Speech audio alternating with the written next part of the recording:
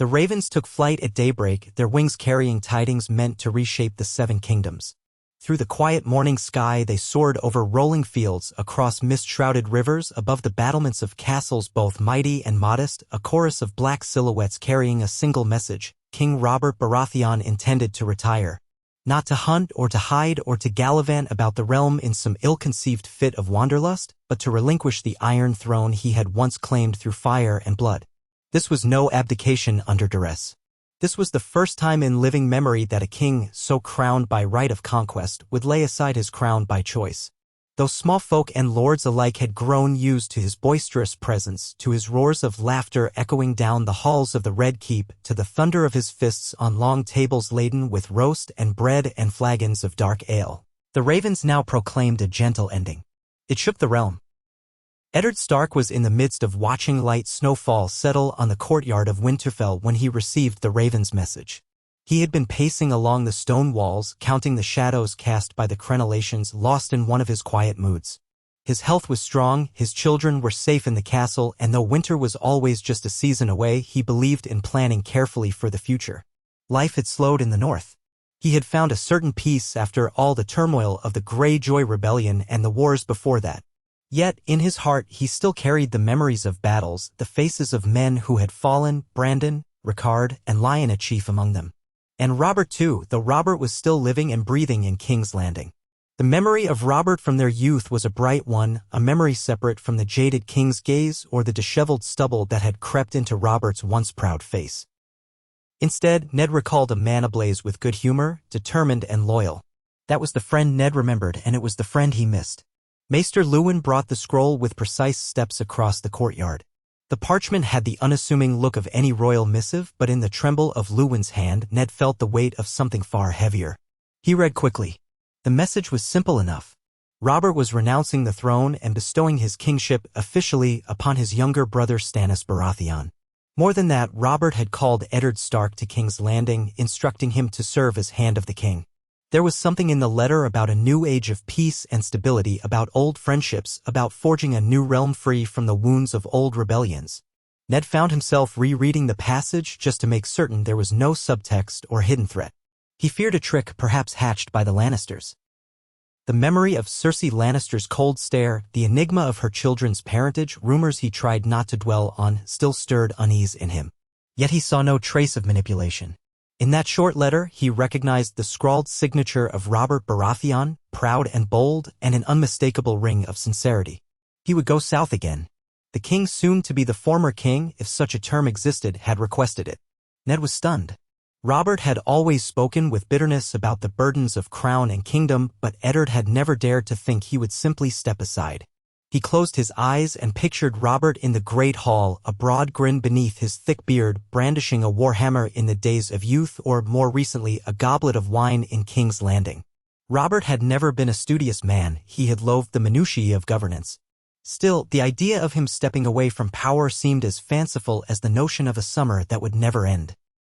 And yet, the letter was plain in its instructions. King's Landing awaited him. Stannis needed him. The realm needed him. A day later, he called a council of his bannermen. Winterfell had been humming with quiet expectancy ever since the ravens had come. He stood in the great hall, beneath the sigil of House Stark that hung above the dais, watching the flickers of torchlight on the faces of his men, Roose Bolton, dour and watchful, Galbart Glover, who had always been eager to serve, Helman Tallheart, stoic and reserved, and the others who answered the call of Winterfell. Ned explained Robert's missive and how the realm stood at a precipice of a new, untested era.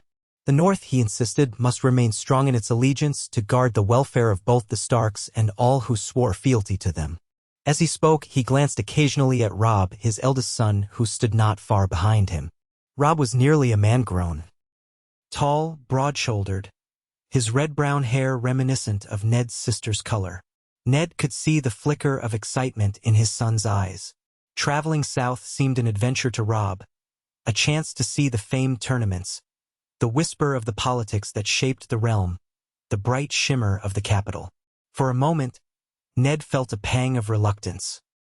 He recalled how he himself had gone south at King Robert's summons once before, and it had all but destroyed him in secrets and strife.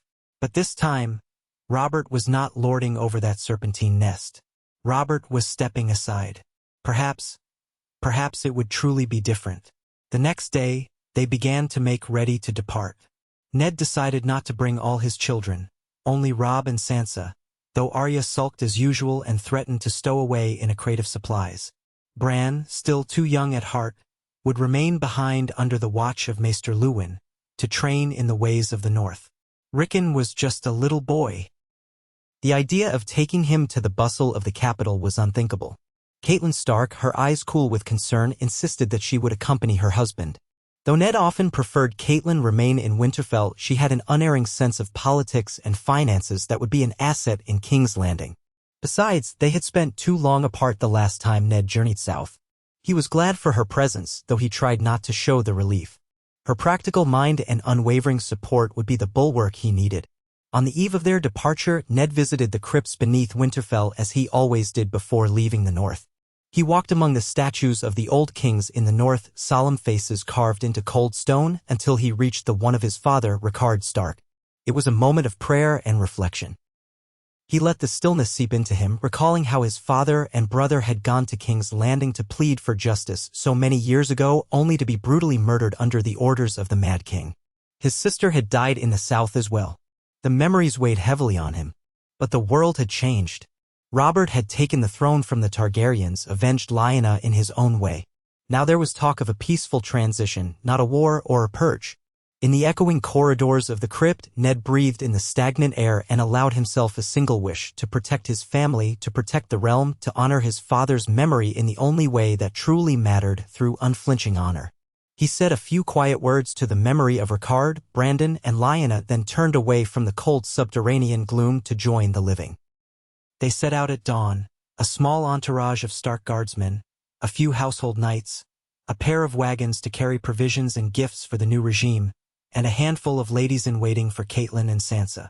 Robb and Ned rode at the head, father and son, fur cloaks draped against the biting wind of the north. By midday, the sun had begun to warm the air, the sign of a gentler spring than usual.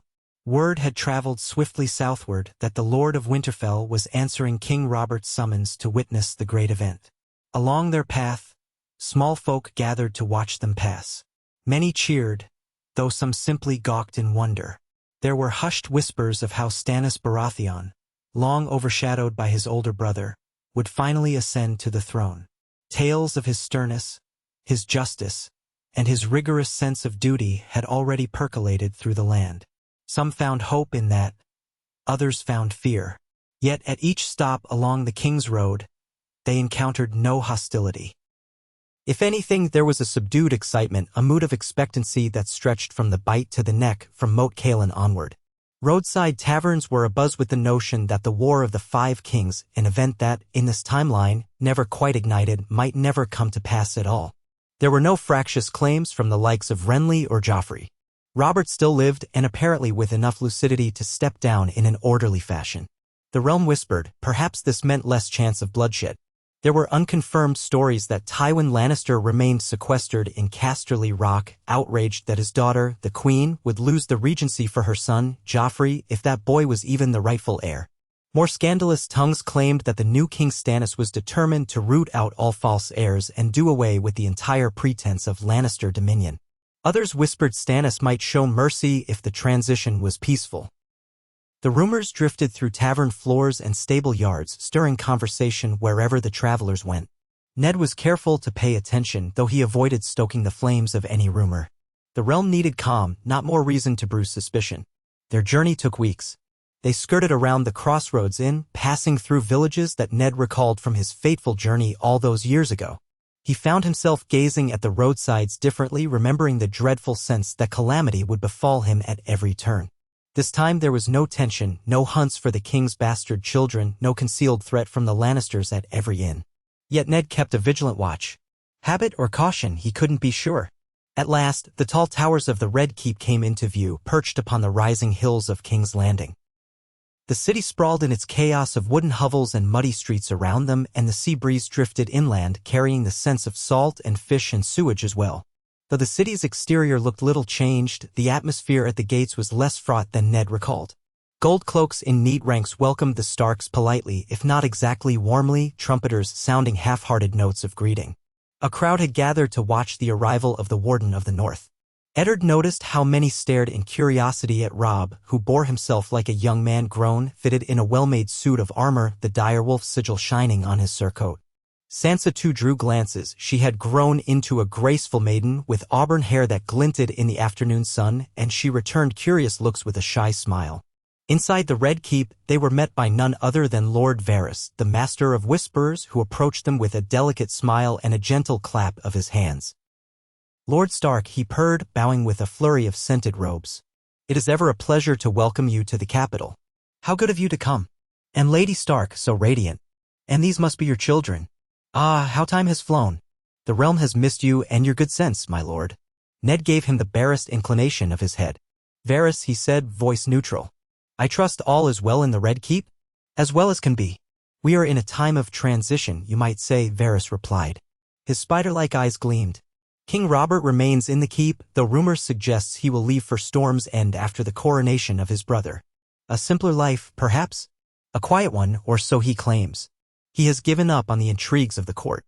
But do not let that fool you, my lord. The swirling waters of courtly intrigue run deep indeed, and many would pull you under if you let them." Ned was in no mood for riddles. "Where's the king?" "Ah, yes. His Grace has requested an audience with you in his solar. Or shall I say his grace that was? The official announcement has yet to be proclaimed, but the cogs of administration are turning. The small council meets regularly, though we anticipate a ceremony soon." Varys's soft hands fluttered in the air, indicating the general bustle of the keep. "He sits alone, I believed, save for a guardsman or two. In the old days, you'd have found him in the throne room, or at a feast, or on a hunt. Times change." Ned dismissed his retinue for the time being, instructing Catelyn and the others to rest in the rooms prepared for them. He took Robb along, though a part of him hesitated, and together they followed Varys along the corridors of the Red Keep. The hush of the interior was punctuated by the echo of their boots on polished marble. Tapestries depicting the rebellion and older Targaryen victories hung from the walls, relics of the city's storied past. When they reached the solar, Varys stepped aside with a bow, leaving father and son to enter. There, behind a sturdy wooden table, sat Robert Baratheon. He looked older, perhaps, than Ned had ever seen him. His hair was thinning, streaks of gray weaving into the black. His once muscular arms now bore the softer shape of indulgence, and his middle protruded over the belt of his breeches. Yet there was still power in him, that raw presence that had once made him the terror of the battlefield. When Robert rose and strode around the table, Ned caught the flicker of a limp in one leg, perhaps an old hunting injury or a sign of the life he had lived. But Robert's face split into a grin at the sight of his old friend, and the years melted away in that moment. "Ned," he said, voice resonant as ever, though tempered with a weary gentleness. "Gods be good, it's good to see you." He glanced at Robb. "And the pup has grown into a wolf, I see." Robb bowed. "Your Grace." Robert snorted. "Grace, is it? I suppose for a few more days that's the name I must answer to." He looked Robb up and down. "I remember you as a babe in your mother's arms. Look at you now. You put me to shame with that armor." Robb offered a small smile, uncertain. Ned placed a reassuring hand on his son's shoulder. "It's good to see you, Robert." The letter was unexpected. So I imagine," said Robert, scratching his beard. "Sit, both of you. I've no mind to stand on ceremony." He pulled out 3 chairs from a nearby table. "Where do I begin?" "It's been a long time coming, Ned. I only wish I'd had the wisdom to do it sooner." They sat, and Ned regarded his friend closely. Robert's eyes were still that same deep blue, but they were softer around the edges, as if the raging fire in him had lowered to a steady glow. "You wrote that you wished to make Stannis king," Ned said, careful to keep his tone even. "Are you certain that's the course you want?" Robert exhaled as though a great weight rested on him. "I should have died on the Trident," he said softly, surprising Ned. "Or at the sack of King's Landing, or during any of the dozens of battles in those damned rebellion years. I was a warrior, Ned, through and through. But then I sat on that blasted Iron Throne, and I realized that being a warrior and being a king are not the same at all. The realm needed order, and I did my best for a while. But the taste soured. The feasts, the whores, the hunts, I tried to drown myself in pleasures to forget how ill-suited I was to rule. I grew resentful and hateful. Bitter. A man who sits the throne should have a heart for justice, not just for war or drink. Stannis, he's rigid as an iron rod, but he'll make a far better king than I ever was." Ned did not dispute it. He had always known that Stannis was the more serious brother, the one less inclined to follow the fleeting passions that so often overtook Robert. "Have you spoken to him about it?" Robert barked a mirthless laugh. "You know, Stannis, he took my words as an accusation at first. Thought I was playing some game to test his loyalty. But I convinced him. Not easily, mind you. I had to make it clear that I was tired, that I wanted him to succeed me, that this was not some trick, that I'd sign whatever decrees necessary, that the High Septon would confirm him as king in the eyes of the faith." Robert rolled his shoulders, as though shaking off an invisible burden. "He's uneasy about it, and I can't say I blame him, but it's time." "And Joffrey?" asked Ned quietly. A shadow passed over Robert's features. "Joffrey was never mine," he said in a tone that left little doubt that he knew the truth. "Oh, I put on blinders for a time, to keep the realm from falling apart. But I've come to terms with it, Ned. He's the product of Cersei and Jaime, a Lannister bastard. I had half a mind to kill the boy and his mother once I learned the truth for certain. But these last months I realized I had no stomach left for killing children, even if the boy's a vicious little whelp in the making. One more war, one more piece of bloodshed. I didn't want to stain the realm with that. That's why I'm stepping down in peace, so the realm can move on. If they want Cersei and Joffrey gone from King's Landing, well, that's Stannis' problem now. I'll not kill them, but I'll not keep them here." It stunned Ned to hear Robert speak this way with a calm acceptance of Joffrey's parentage. He wondered if it truly was calm, or if Robert had burned out every last ember of rage in a hidden place within himself. "And what becomes of them?" Robert shrugged. "I'll let Stannis decide with your counsel if you'll give it. Cersei's father is holed up in the rock with half his armies. If Tywin stirs, the realm will meet him. But perhaps with a new king, a just king, Tywin might realize he has less power to toss around. Hell, maybe it ends in more bloodshed anyway. But at least I won't be at the center of it. I can't do this anymore, Ned. I've drained myself dry." For a time, no one spoke. Robb sat quietly, taking in the gravity of the revelations. He stared at Robert with a mixture of awe and sadness, perhaps beginning to see the old hero of his father's stories was indeed just a weary man. Eventually, Ned placed a hand on Robert's forearm. "What do you need of me?" "Stannis wants you as his hand," said Robert simply. "He's insisted on it. His first decree, if you can believe it. He trusts you. I trust you." Renly's still floating about, trying to decide which side of the wind blows his banners best. "But Stannis, he's set on making you hand. The realm needs honesty, Ned. The realm needs a Stark to remind the South that the North is part of the Seven Kingdoms. And, gods know, Stannis might lighten up a fraction if he has a friend at his side." Ned could not keep the flicker of resignation from his eyes. "I will serve if that is truly the wish of the king." Robert smiled gently. "It is his wish and mine. Thank you, my friend. This realm needs your honor like a half-drowned man needs air. I'll remain for the coronation, then make my way to Storm's End, or perhaps travel to the countryside. I hear the hunting's good in the Stormlands. But from there, I'll do little else. My time at court is done. I've left instructions gold enough to see the realm stable for a while. And if there's a Lannister problem, well, Stannis can gather the rest." Ned heard no small relief in Robert's voice. He understood, perhaps for the first time, the depth of Robert's exhaustion. The rebellion, the betrayal, the years of a loveless marriage, and the continuous effort to wrangle his counsel while stifling the knowledge of his wife's treachery. It would break a weaker man. Robert Baratheon was strong, but he channeled that strength in ways that left him hollow. They spoke a while longer, Robb listening quietly about the official ceremonies to come, about the possible reception from House Tyrell and House Martell, about the manner in which Stannis would handle the transition. Then Ned and Robb took their leave, promising to speak again soon. Outside the solar, Ned set a hand on Robb's shoulder once more. "Do you begin to see what it means to wear the crown, my son?" "Yes," Robb said in a hushed voice. "It isn't just feasts and glory." "No," Ned agreed. "It is a burden that can crush a man if he isn't suited for it." Robert was a great warrior, but not a great king. Now Stannis must prove himself.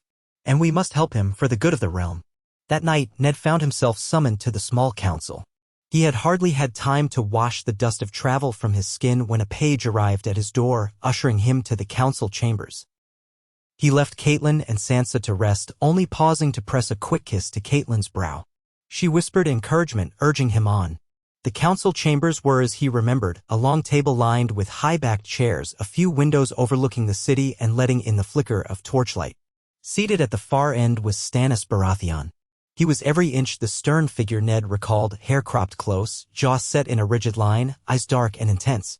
Next to him, ironically enough, was Renly Baratheon, clad in a fine green doublet with a golden stag embroidered on the breast, looking at once bored and faintly amused.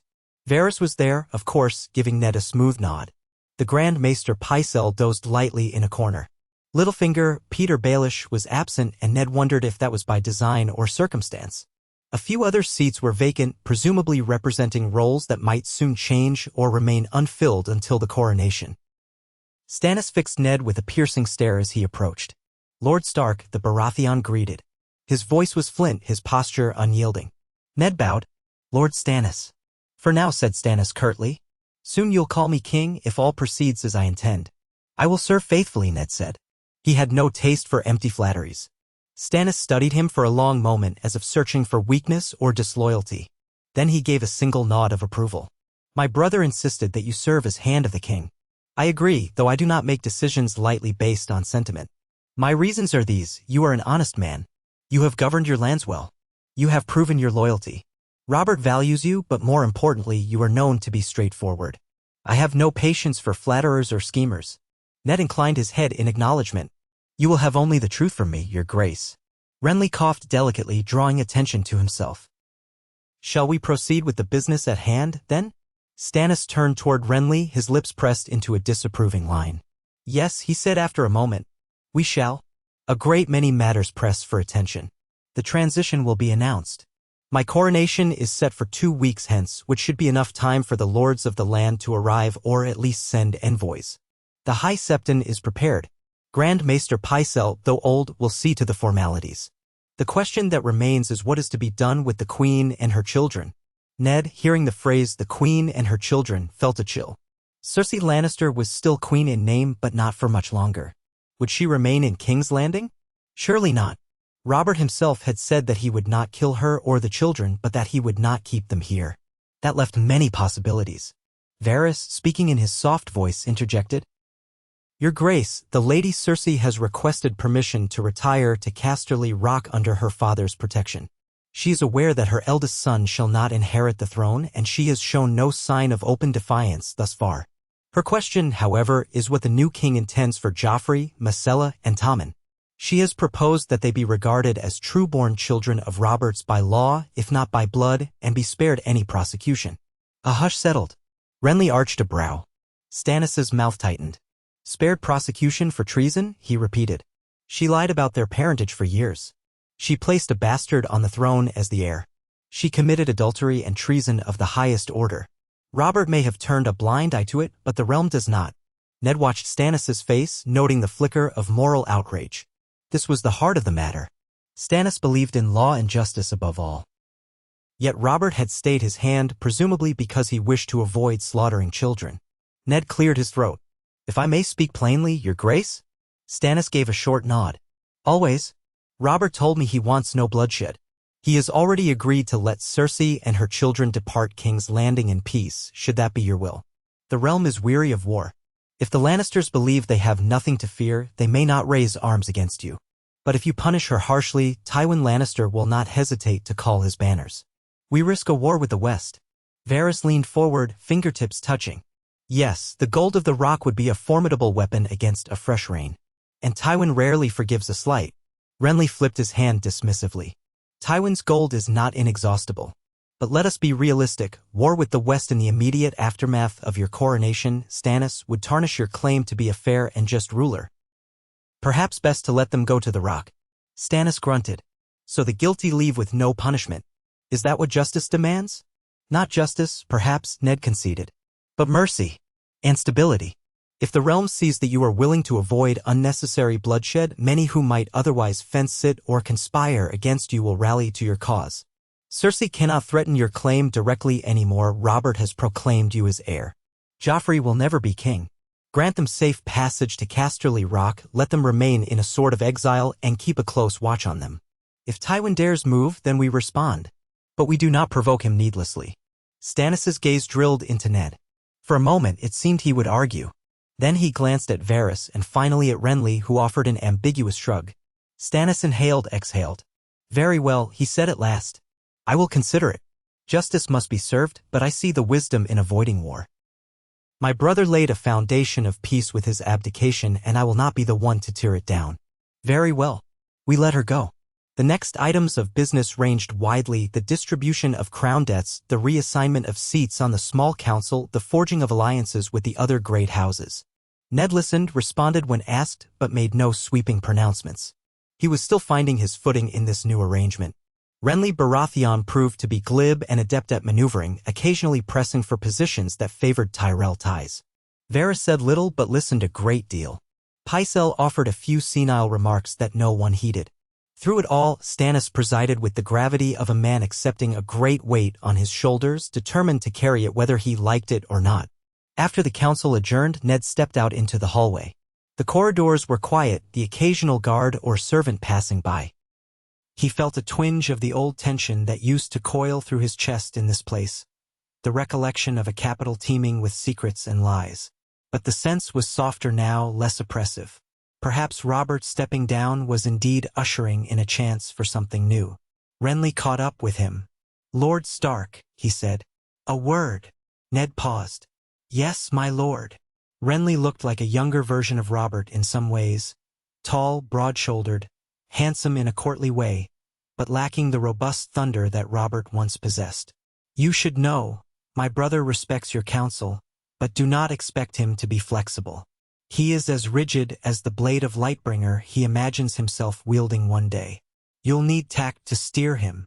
Your brother is the king," Ned said carefully, "or will be soon. I do not intend to steer him, only advise." Renly's lips curled into a half-smile. "Of course. And I mean no disrespect.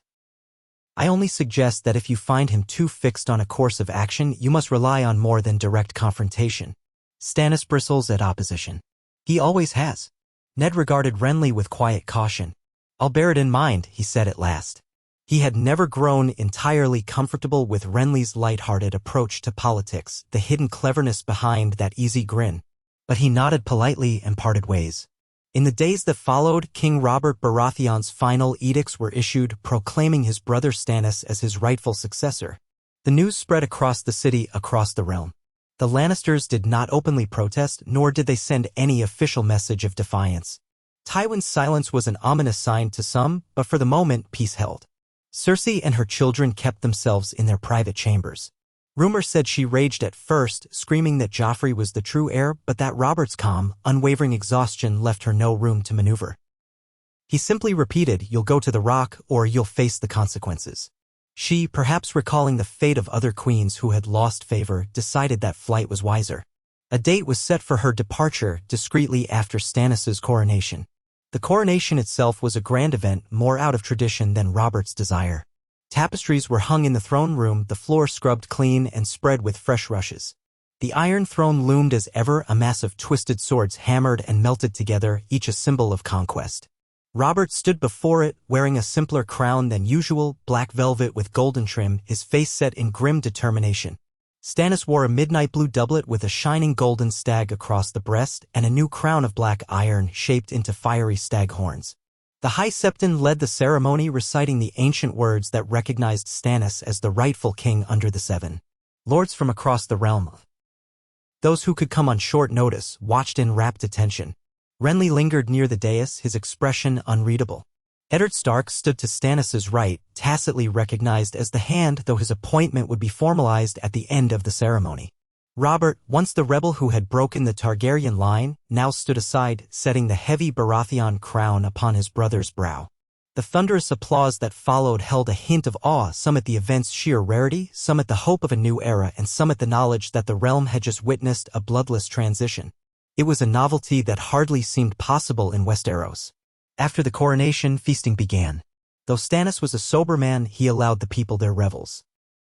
The King's Landing crowds filled the streets with music and dancing for a night, while the lords and ladies occupied the great hall of the Red Keep, indulging in roast boar, capons stuffed with raisins, fresh loaves of bread, honeyed wine, strong ale, and sweet desserts.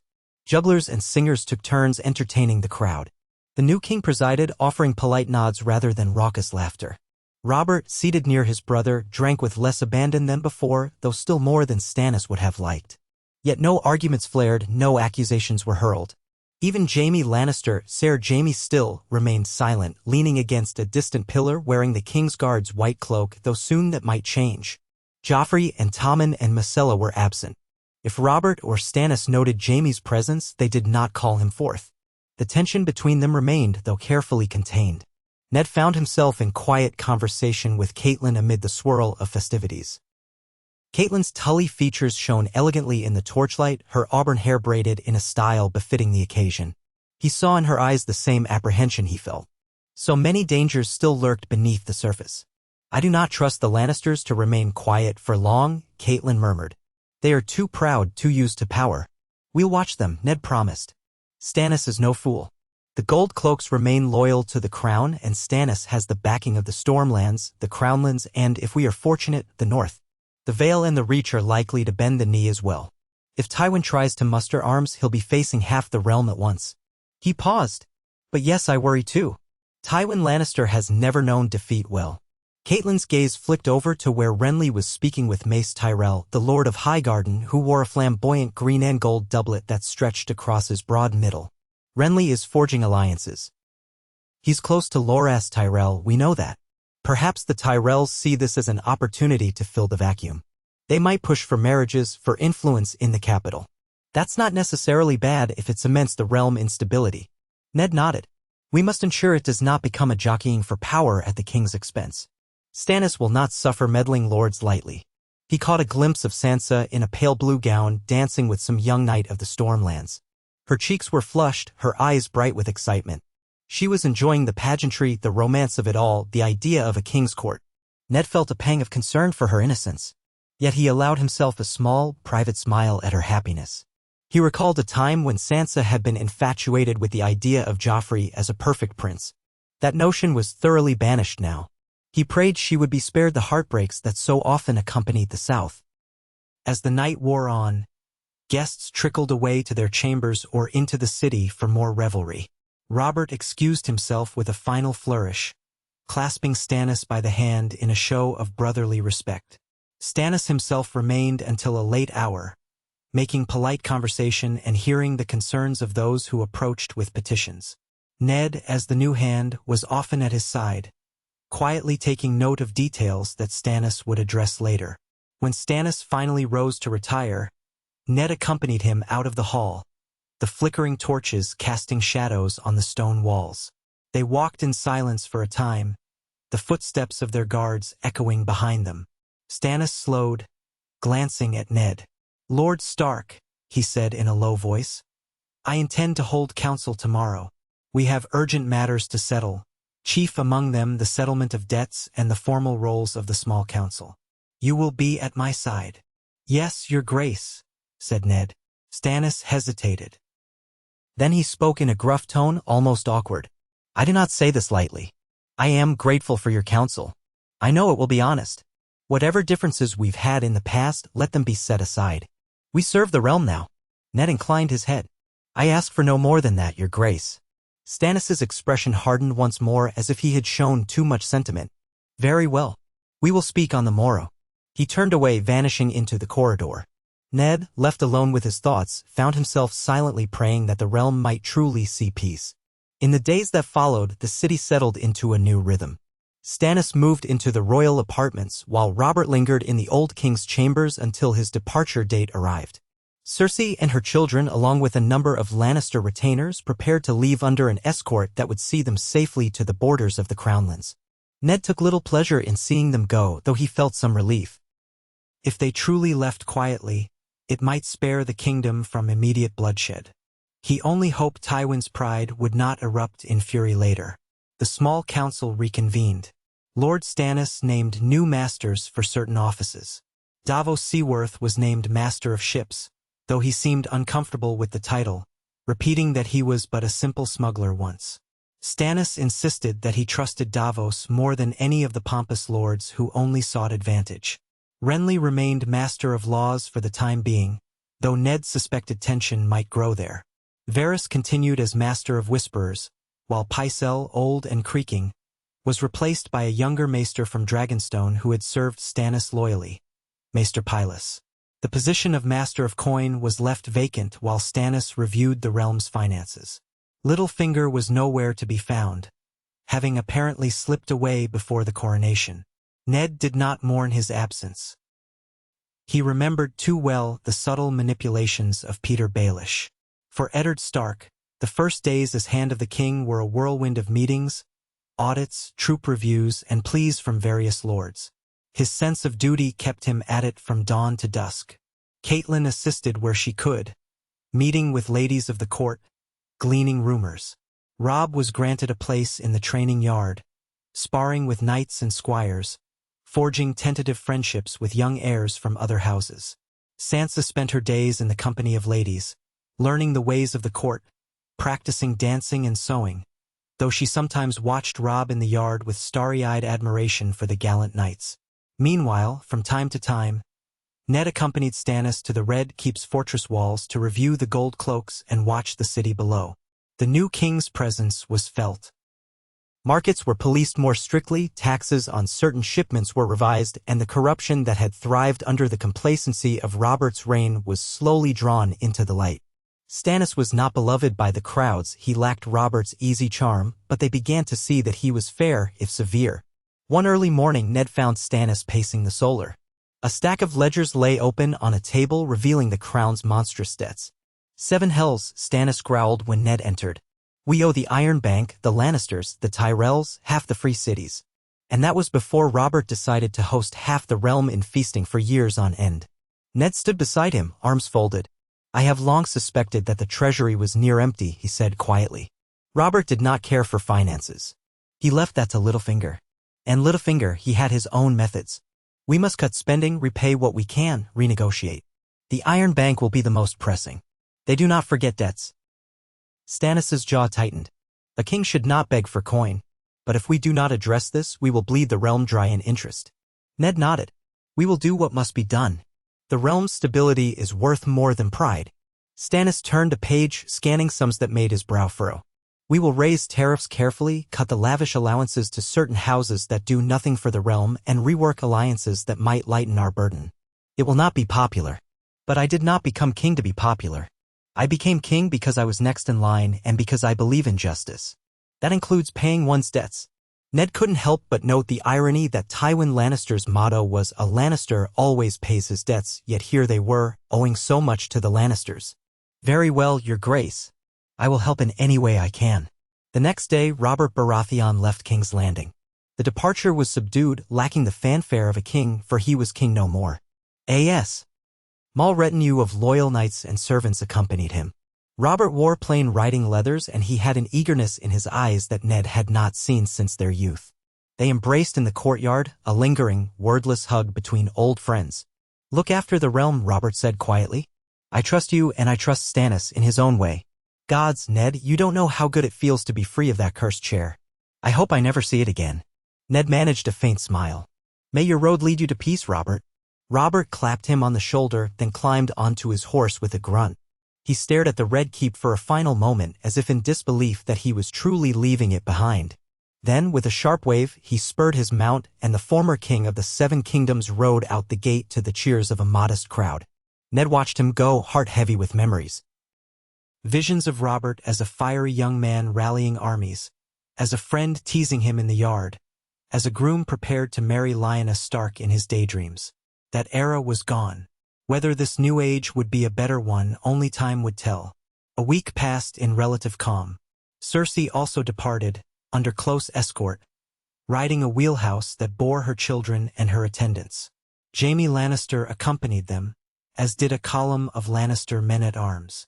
King Stannis allowed them safe passage, making it clear that if they lingered or caused any trouble, it would be taken as an act of war. Cersei did not protest. She left the city pale and silent, red-rimmed eyes betraying her fury. Joffrey, for his part, snarled at any guard who came too close, but said nothing of consequence. Myrcella and Tommen were frightened, plainly confused by the abrupt shift from a prince and princess to outcasts. When they were gone, King's Landing breathed more easily. Ned knew that the Lannisters would not vanish from Westeros, nor would their ambitions, but at least for the moment, the city was free of their grip. Each day, Ned labored to restore order to the capital and the realm. Stannis made several high-profile judgments against corrupt officials, had them stripped of rank and fined. Some whispered that his justice was too harsh, others said it was a necessary cleansing after Robert's lax administration. The Gold Cloaks found themselves with renewed purpose, policing the streets with discipline, seizing bribe-takers, cracking down on footpads and thieves. Petitions from lords in the Riverlands, the Reach, the Vale, even Dorne, arrived in a steady flow, all seeking the king's ear on one matter or another. Stannis heard them diligently, though he lacked the patience for flattery. By increments, the realm began to see a shift. One morning, as Ned stood in the throne room during open court, a band of merchants from Pentos arrived, complaining about new tariffs imposed on their goods. Stannis listened grimly, asked measured questions, then explained his reasoning in that blunt manner of his. The crown needed revenue to repay debts, and foreign merchants who profited from the capital should share the burden. The merchants muttered among themselves, presumably unaccustomed to a king who was not swayed by lavish gifts or cunning words. They bowed and departed with no promise of relief. Ned noticed a flicker of discomfort on Renly's face. Renly would have liked to keep trade as open as possible to maintain good relationships with the free cities. Yet Stannis' decision stood. Afterwards, Ned approached Stannis quietly. "Your Grace, there may be some merits to adjusting those tariffs to avoid strangling trade. We do not want the city to suffer shortages or inflated prices." Stannis' eyes narrowed. "My city will manage. These foreigners must learn we are not so easily exploited."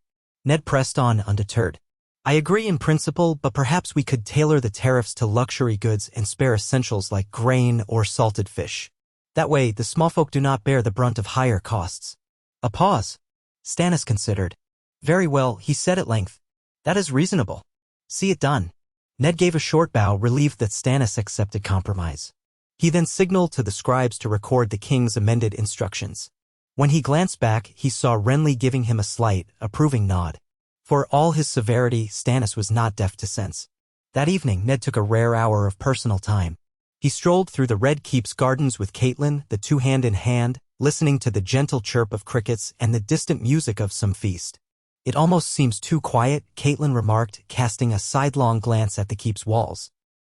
"No plottings, no knives in the shadows. We must keep vigilant." Ned squeezed her hand. "We must. But let us not forget to breathe, to appreciate the peace we have, however tenuous. Our children are safe for now. The kingdom is not drowning in war. Let us be thankful." She smiled. "Yes. A rare gift in these lands." They passed under an arbor draped in night-blooming flowers that perfumed the air. The moonlight glinted off Catelyn's hair, reminding Ned of the first time he had truly looked upon her as a woman to love, not simply the bride promised to his brother. The memory warmed him. Suddenly, quick footsteps approached. A guard appeared, breathless. "My Lord Hand," he said, bowing to Ned and nodding respectfully to Lady Stark. "We have received a raven from Riverrun. It's marked urgent, and Lord Hoster Tully's seal is upon it." Ned felt a small knot of worry. "Thank you," he said, taking the parchment. He broke the seal immediately, scanning the lines in the pale light. Catelyn watched, concern shadowing her features. "What does it say?" Ned's brow furrowed as he read. "Your father is very ill, Cat. Lord Hoster grows weaker by the day. Lisa is urging that the realm recognize your sister's independence in the Vale, and there's mention of Edmure stepping up to lead. Riverrun is calling for me to come, or at least for us to send some measure of support." Catelyn's face went pale. "My father. Did he say how grave the sickness is?" Ned sighed. "It seems quite grave, though your father remains conscious. Lisa Tully, it says, remains in the Eyrie with the boy Robert Arryn. She apparently refuses to come down. Edmure tries to manage Riverrun alone. He begs for help from the crown in ensuring some measure of stability. There's talk of reaffirming allegiances. The letter is hurried, but there's an undercurrent of desperation." Catelyn closed her eyes. "I must go, Ned. I must see my father before it's too late." Ned nodded gently. "We'll speak to the king in the morning. I'll remain here as hand. Robb and Sansa should stay as well for now, but you can take a suitable escort and hurry to Riverrun." He paused, searching her eyes. "But I worry, Cat. The roads are not yet entirely safe." She lifted her chin. I have traveled them before. I will be careful. My father needs me. Ned embraced her, pressing his cheek to her hair. He recalled the Tully words, family, duty, honor. Catelyn would abide by them. Yes, he murmured. Then so be it. At dawn, they brought the matter before Stannis. The king listened without complaint, nodding curtly. Go, Lady Stark, he said. Tend to your father. The realm's official stance on the Vale must be clarified in time, but for now, let Lisa remain at the Eyrie if she wishes. We have no quarrel with them. If they provoke us, we will respond. But I doubt even Lisa Tully wants to incite a war right now. Catelyn departed that same day with a contingent of 12 guards, accompanied by a few of her personal retainers. Ned pressed a gentle kiss to her hand as they parted in the courtyard. Sansa bid her mother farewell tearfully, though Catelyn assured her that she would return as soon as possible, hopefully with news of Lord Hoster's recovery. Then the gates closed behind them, and Ned stood with Robb at his side, watching the party vanish into the winding streets of King's Landing. Life at court continued. Stannis was a tireless worker, rising before dawn to read the latest reports, praying in private to the Lord of Light. He had not forced his new faith upon the realm, though Melisandre of Ass High loomed in the background, a red shadow advising him behind closed doors. Ned was wary of the priestess, uncertain of her role in the king's councils, but Stannis had thus far kept her influence at arm's length in matters of state. Still, that foreign religion unnerved many. Whispers began to spread about how the new king lit fires at night to gaze into them, searching for visions. Some said it was harmless, others called it madness. Ned had little time to dwell on it, occupied as he was with the day-to-day governance. Yet as the summer sun warmed the city, signifying perhaps a lengthening of the harvest, a sense of something darker gathering on the horizon seeped into Ned's bones. Ravens brought tidings that Tywin Lannister was consolidating his power in the west, forging new alliances with lesser lords. Jaime Lannister had been seen patrolling the borders. Though no open rebellion was declared, it felt like a quiet storm brewing. Each new dispatch made the possibility of war more tangible. Stannis prepared for it quietly, reviewing the crown's muster, ensuring the loyalty of local bannermen, forging an alliance with the Tyrells that gave him a powerful buffer on the southern flank. But so far, Tywin had not made a move. One late afternoon, Ned stood at the ramparts of the Red Keep, gazing over the sea of terracotta rooftops that spread out below him. The wind off Blackwater Bay ruffled his hair, bringing the brine of the ocean. He thought of Catelyn, wondered how she fared at Riverrun. He prayed that Lord Hoster still drew breath. Then he turned his gaze to the wide horizon as though searching for any sign of sails from the west or trouble from the south. To see the realm at peace, to see it unified behind a capable king, was something he had hoped for all his life. Perhaps it was naive, but he thought of his father, burned by the Mad King, and of his sister, lost to war and sorrow. He thought of all the Northmen who had given their lives in Robert's rebellion. Now, for the first time, there was a chance, slim but real, that the Seven Kingdoms might not erupt into conflict again.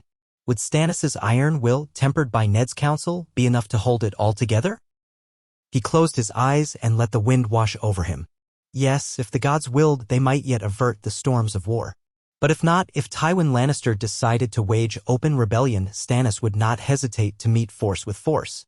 Ned knew the old lion of Casterly Rock was cunning. He would wait for the moment that suited him best. Perhaps that would be the day Stannis showed a moment of weakness, or the day the realm grew restless with his unyielding rule. One thing was certain, Robert's quiet abdication had ushered in peace, but it was a fragile peace. It was like new forged steel, strong in its promise but still needing to be tested by the hammer and the anvil. Ned opened his eyes again, scanning the rooftops, the harbor, the fields beyond. He was the hand of the king, bound by duty to do what was right for the realm. And though the cost might be heavy, he would bear it. He only hoped that his children and the children of all the realm would see a future free of the bloodshed and betrayal that had marked the last generation. Inside the Red Keep, the corridors were abuzz with talk of the summer's heat, the ephemeral respite from the potential conflicts that brewed in distant corners of Westeros, and the new days ahead. The sky overhead was bright, the sun glinting off the towers and windows as if painting the city in gold. But Ned Stark had lived long enough to know that gold could be a lure to thieves and a trophy to the proud. Best not to be blinded by its shine. In his heart, he prayed that this peaceful crown would endure even as he steeled himself for the tasks yet to come. If the realm had any chance, it lay in steadfast honor and a willingness to stand by King Stannis in the face of storms yet unseen. There, upon the highest battlement, Eddard Stark whispered under his breath, "Winter is coming," as if to remind himself and the world that no peace lasts forever. Yet for now at least, the crown was held by a man who would not yield to corruption, and that was a beginning. And a beginning was all that any of them could hope for in a land as mercurial as Westeros. Eddard Stark stood at the highest battlement of the Red Keep, watching as the sun dipped low in the western sky. The color of it was crimson and gold, reminiscent of House Lannister's banners, though he wished it were not. At times, it seemed a warning of the dangers still lurking beyond King's Landing's walls. Though King Stannis Baratheon now sat the Iron Throne, the city was still rife with whispers of what Tywin Lannister might do, given time and opportunity. For the moment, though, no raven had arrived heralding war. Instead, the capital bustled with a cautious sense of normalcy under its new and exacting king. Ned turned from the parapet and descended the winding steps once trod by Targaryen kings, by Robert when he first took the city in triumph, and even by Mad Ares's doomed guard in the last frantic days of the sack. How strange that now these stones were walked by a Baratheon, who had neither Robert's lust for merriment nor Renly's easy charm.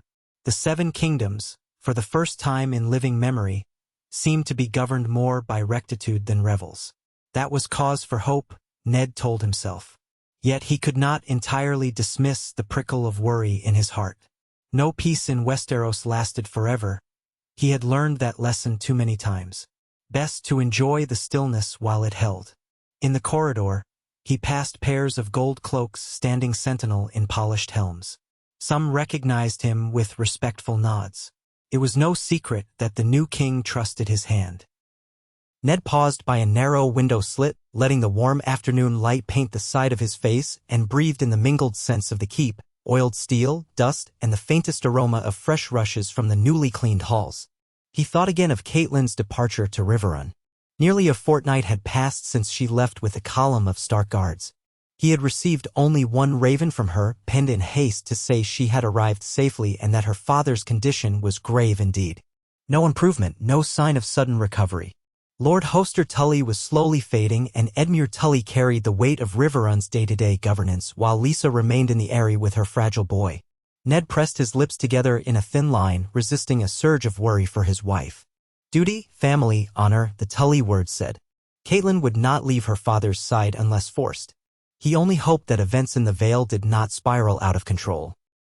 Lisa had never been the steadiest woman, and he knew that with her husband, the late Jon Arryn, gone these past few years, her isolation and fear of the outside world had only deepened. Perhaps once Lord Hoster's final days passed, if the gods willed it so, Catelyn might be able to speak sense into her sister. The crown needed the Vale's fealty, or at least a non-aggression understanding, if war with the West erupted. He continued on to the council chamber, where a daily gathering took place now that Stannis was king. These were smaller, more frequent sessions. Stannis did not abide sitting idle. He wanted to hear reports from every corner of the Seven Kingdoms, to track the cost of everything from city watch salaries to the refurbishment of the Royal Navy. Ned welcomed the diligence, though it left him little time for his own thoughts. By the door, Davos Seaworth stood, newly made master of ships, a soft-spoken man who still bore the marks of his smuggler's past. His shortened fingertips gave away the price he had once paid for Stannis's justice and loyalty. Lord Hand, Davos said, dipping his head. He held a sheaf of parchment in his good hand. The king is waiting. They stepped inside to find King Stannis at the head of the long table. Grand Maester Pylus, a slender man with a neat gray beard, sat to his left, flipping through a ledger. Renly Baratheon lounged on the opposite side, wearing a fashionable green doublet pinned with a gold and emerald stag. Varys hovered near the rear, silent for once, observing. A few empty chairs remained. Stannis did not keep a large retinue.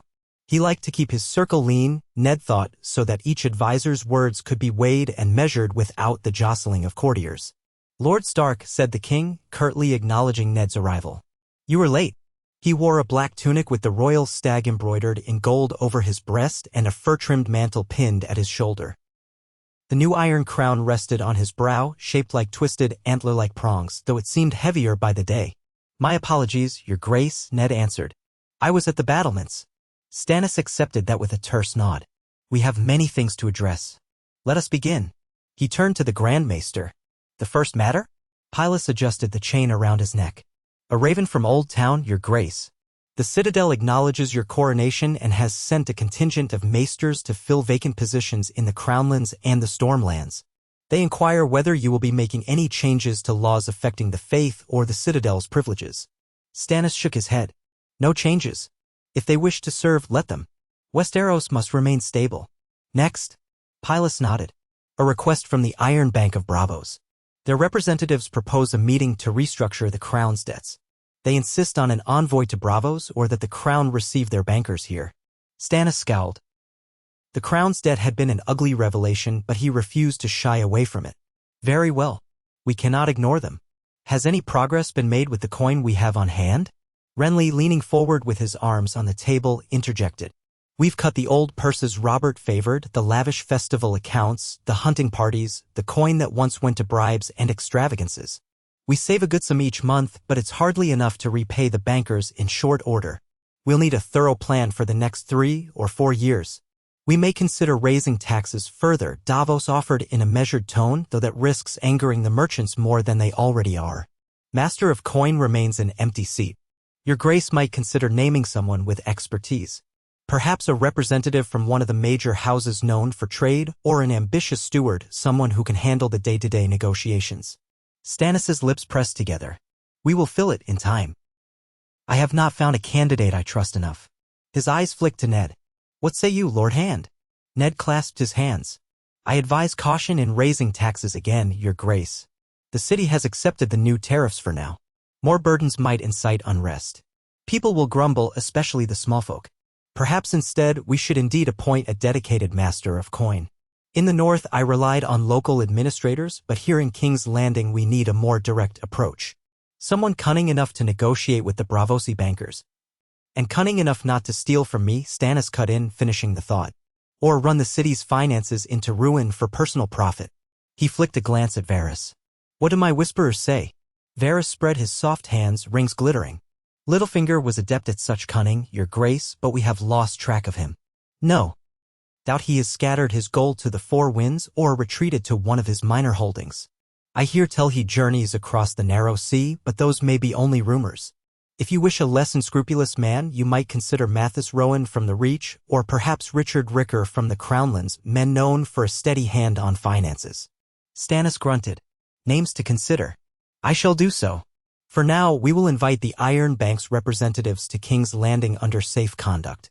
We will draft terms. I want no more stalling. Pylus made note of it. Then, cautiously, he turned the page in his ledger. There is also the matter of reports from Dorne, Your Grace. They remain outwardly loyal but have asked for certain concessions. They claim they still suffer from the aftermath of the rebellion, that their trade routes were disrupted, and that Prince Doran Martell would like an audience to discuss the back taxes on salt shipments. Dorne can wait, Stannis said flatly. I have no quarrel with them. If Prince Doran wishes an audience, he can come to King's Landing or send a representative. We will not lavish them with extra gold or indulgences. I'll not treat them differently from other regions. Renly gave a soft chuckle. Oh, you'll hear from the Martells on that. They pride themselves on how different they are. And they do so love to hold grudges, especially from Robert's rebellion. Renly's eyes flicked toward Ned briefly, as if recalling the role that Rhaegar's death and Princess Elia's fate had played in Dornish bitterness. Stannis waved a dismissive hand. They can pride themselves all they wish. We're done. Next topic. Pylus cleared his throat. A message from the Westerlands. Lord Tywin Lannister has called his vassals to Casterly Rock for what he terms a Grand Council of the West. Word suggests it is to discuss regional concerns, but no more details are forthcoming. At once, the tension in the room sharpened. Renly's half-smile vanished, Davos's brow furrowed, and Ned felt his spine stiffen. A Grand Council of the West might be a courtesy name for war preparations. Tywin Lannister would not gather all his banner men merely to dine with them. Ned remembered how Tywin had once marched on the Riverlands, how he had sacked towns with a cold efficiency, all to press a point. Tywin's memory was long and his pride formidable. Stannis's expression grew grim. A war council is what it sounds like to me. He may be biding his time until he is certain the rest of the realm will not rise against him. He may also be testing the new king's resolve, seeing if I'll cower. I will not. We must be prepared. Ned spoke carefully. Your Grace, if Tywin moves, he will likely target the Crownlands or the Riverlands. If he attempts to reinstall Joffrey as king by force or to simply seize territory, he'll want to do so quickly before you can muster your full strength. But you have the Stormlands, the Crownlands, the Reach if they remain loyal, and we have the North too, Stannis said. The North stands with the Crown, and possibly the Vale, if Lisa Tully can be swayed. He paused. We need to ensure the loyalty of the Riverlands above all. With Lord Hoster ill, we should confirm Edmure Tully's loyalty if Hoster passes. We cannot have the Riverlands uncertain or drifting. And the Vale. Renly shrugged. The Vale is cowering in the Eyrie as usual. Lisa Tully fears everything and everyone. She will not stir unless threatened. Stannis's gaze shifted back to Ned.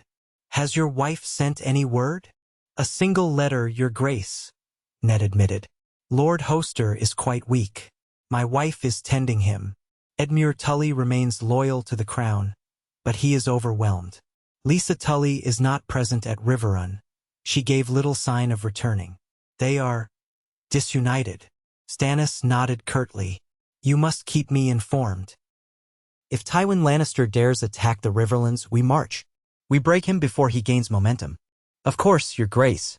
Stannis exhaled as if the conversation had weighed on him, but he never let weariness show for more than a moment. We proceed with the next order of business, he said. Have we heard from House Greyjoy? Davos consulted the parchment in his hands. No, Your Grace. Balon Greyjoy has not responded to your coronation notice, or any of the subsequent letters. The Ironborn keep to themselves. Ned felt a subtle chill recalling the Greyjoy rebellion years before. Balon's defiance had nearly cost him everything, and it had cost Ned's men dearly. They may yet plan something. The Ironborn seldom remain quiet for long. Let them try, Stannis said, unflinching. I bested them once at sea. I'll do so again. That is enough for today, he decided, as if concluding the entire realm's affairs in one breath. We reconvene in the morning. With that, the king rose. The others stood in respect, though Renly's posture was languid and Varys's bow was perfunctory. Stannis left the room in swift, purposeful strides, his guards trailing him. Ned stepped out soon after, accompanied by Davos, Renly, and Varys. They parted ways in the corridor, Renly off to amuse himself, Varys gliding somewhere to spin his webs, Davos to meet with a naval architect about repairs to the royal fleet. Ned breathed deeply, letting the close air of the chamber recede. As he made his way to his own offices, where a scribe waited with more petitions, Ned couldn't help recalling how different Robert's reign had been. Robert would have turned half these matters over to Littlefinger or brushed them aside, then gone off to hunt or feast. Stannis confronted them head-on like a man tackling a monstrous beast in single combat. The realm might be safer under such a king, or it might splinter under his unbending will. Time would tell. Inside Ned's office, a large table was scattered with scrolls, ledgers, and reports from the City Watch. Robb Stark stood by the window, tall in a plain leather doublet bearing the Stark direwolf. Seeing his son, just turned 15, made Ned's heart lighten a fraction. Robb turned, a flicker of enthusiasm in his gray eyes. Father, he said, I was waiting to speak with you. Ned approached, setting aside his official documents. Speak then. How go your days? Are you settling in well? Well enough, Robb replied, his voice deepening into a young man's timbre. I train with the Master-at-Arms daily, but I'd like to do more. There's talk around the yard that the Lannisters might move against the crown. If there's to be war, I want to be ready. I don't want to be left behind in the city. Ned studied his son's earnest expression, recalling his own youth, the eagerness to prove oneself. The realm is not yet at war, he said gently, and I hope we can avoid it. I know how it is to be young and hungry for battle, but believe me, Robb, if war comes, it will not be glorious. You have a duty to your house, to your siblings. If I must ride to war, you may remain here for the safety of your brother and sisters. You are heir to Winterfell. Robb's brow furrowed slightly. I understand, father, but I also want to learn. I want to lead, to make you proud. I've heard the knights in the yard speak of the battles you fought, how you and King Robert overcame the Targaryens. I only wish to stand at your side if the time comes. Ned placed a hand on Robb's shoulder. I am already proud of you. And I see your mother's wisdom in you as well. Leadership is not just about skill at arms, it's about protecting those who rely on you. If war does come, we'll decide together how you might serve. For now, keep training. Speak with men like Davos, listen to them. Be mindful of how the city runs. There is more to rule than the sword. Robb nodded, subdued. Ned ruffled his son's auburn hair gently, a gesture that reminded him Robb was still part boy beneath the budding lord. Has there been any word from Mother? Robb asked. Only that your grandfather remains ill. She is doing what she can to comfort him. She may be some time yet. I expect another raven soon. Robb's shoulders relaxed. I hope Lord Hoster recovers. So do I, Ned said softly. Then he shifted, noticing the spread of scrolls on his desk. I must see to these. You're welcome to remain, but it's tedious business. Reports from the city watch grain shipments. Perhaps your time is better spent in the yard. The corner of Rob's mouth quirked in a half-smile. I'll go then, but if you need me, send word. Ned inclined his head, a brief fondness brightening his features. He watched as Rob departed, then settled into the chair behind his desk. The next hour he spent reading through the city's supply inventory, verifying that the crown was stocking enough grain in case the roads to the west closed. It was no small task, and he had to ensure that these figures were accurate, that no corrupt official padded them with lies. After all, the city had more than 100,000 souls to feed. If Tywin Lannister blockaded the roads, the small folk would starve within weeks unless the crown prepared carefully. A knock on the door drew his attention. One of the Stark guardsmen, Hallis Malin, stepped in, bowing. "My Lord Hand, there is someone here to see you." "A messenger from Lord Edmure Tully." Ned tensed. "Bring him." A moment later, a young man in Tully livery, mud-splashed and travel-worn, entered holding a sealed parchment. He bowed low. "Lord Stark," he said breathlessly. "I come from Riverrun. Lord Edmure bade me deliver this to you with all haste." Ned reached for the parchment, noting the red wax with the Tully trout impressed. He broke the seal carefully. Even before he began reading, he searched the messenger's face. "Have you news of my wife?" The young man swallowed. "Lady Catelyn is well, my lord, so far as I have heard. She remains at Lord Hoster's side." Relief bloomed, albeit tempered by worry. Ned's eyes swept the letter, reading Edmure's bold script. The words grew more troubling with every line. By the end, he was frowning deeply. He set it down, exhaling. "Lord Hoster is failing quickly," he murmured, "but that is not the only news. Edmure writes that Tywin Lannister has invited certain riverlords to attend his council at Casterly Rock. He tries to sow division, offering them gold and favor if they break faith with the crown. Edmure warns that it may be a prelude to attacks along the Red Fork. He begs for the king's assistance in dissuading them." Ned pinched the bridge of his nose. So Tywin was actively wooing potential allies on the very border. This was precisely the sort of slow, methodical game the Lord of Casterly Rock excelled at. "Thank you," he told the messenger. "Find food and rest. I will pen a reply in a day's time." When the man had gone, Ned stared at the letter, the lines of text seeming to pulse in the silence. Already, Tywin was making his moves, seeking to pry away the uncertain or the greedy lords. Riverrun might stand firm, but smaller houses like the Freys or the Harisas might be tempted. Walder Frey, especially, was notorious for playing both sides. Ned knew that Stannis would not stand for such disloyalty. The only question was how quickly the king would act. Without delay, Ned rose and headed to the King's Solar, where Stannis often spent his evenings reviewing documents or conferring privately with Davos or the Red Priestess Melisandre. Ned found the door guarded, as always, by 2 royal guards in golden cloaks. They nodded at him but did not block his path.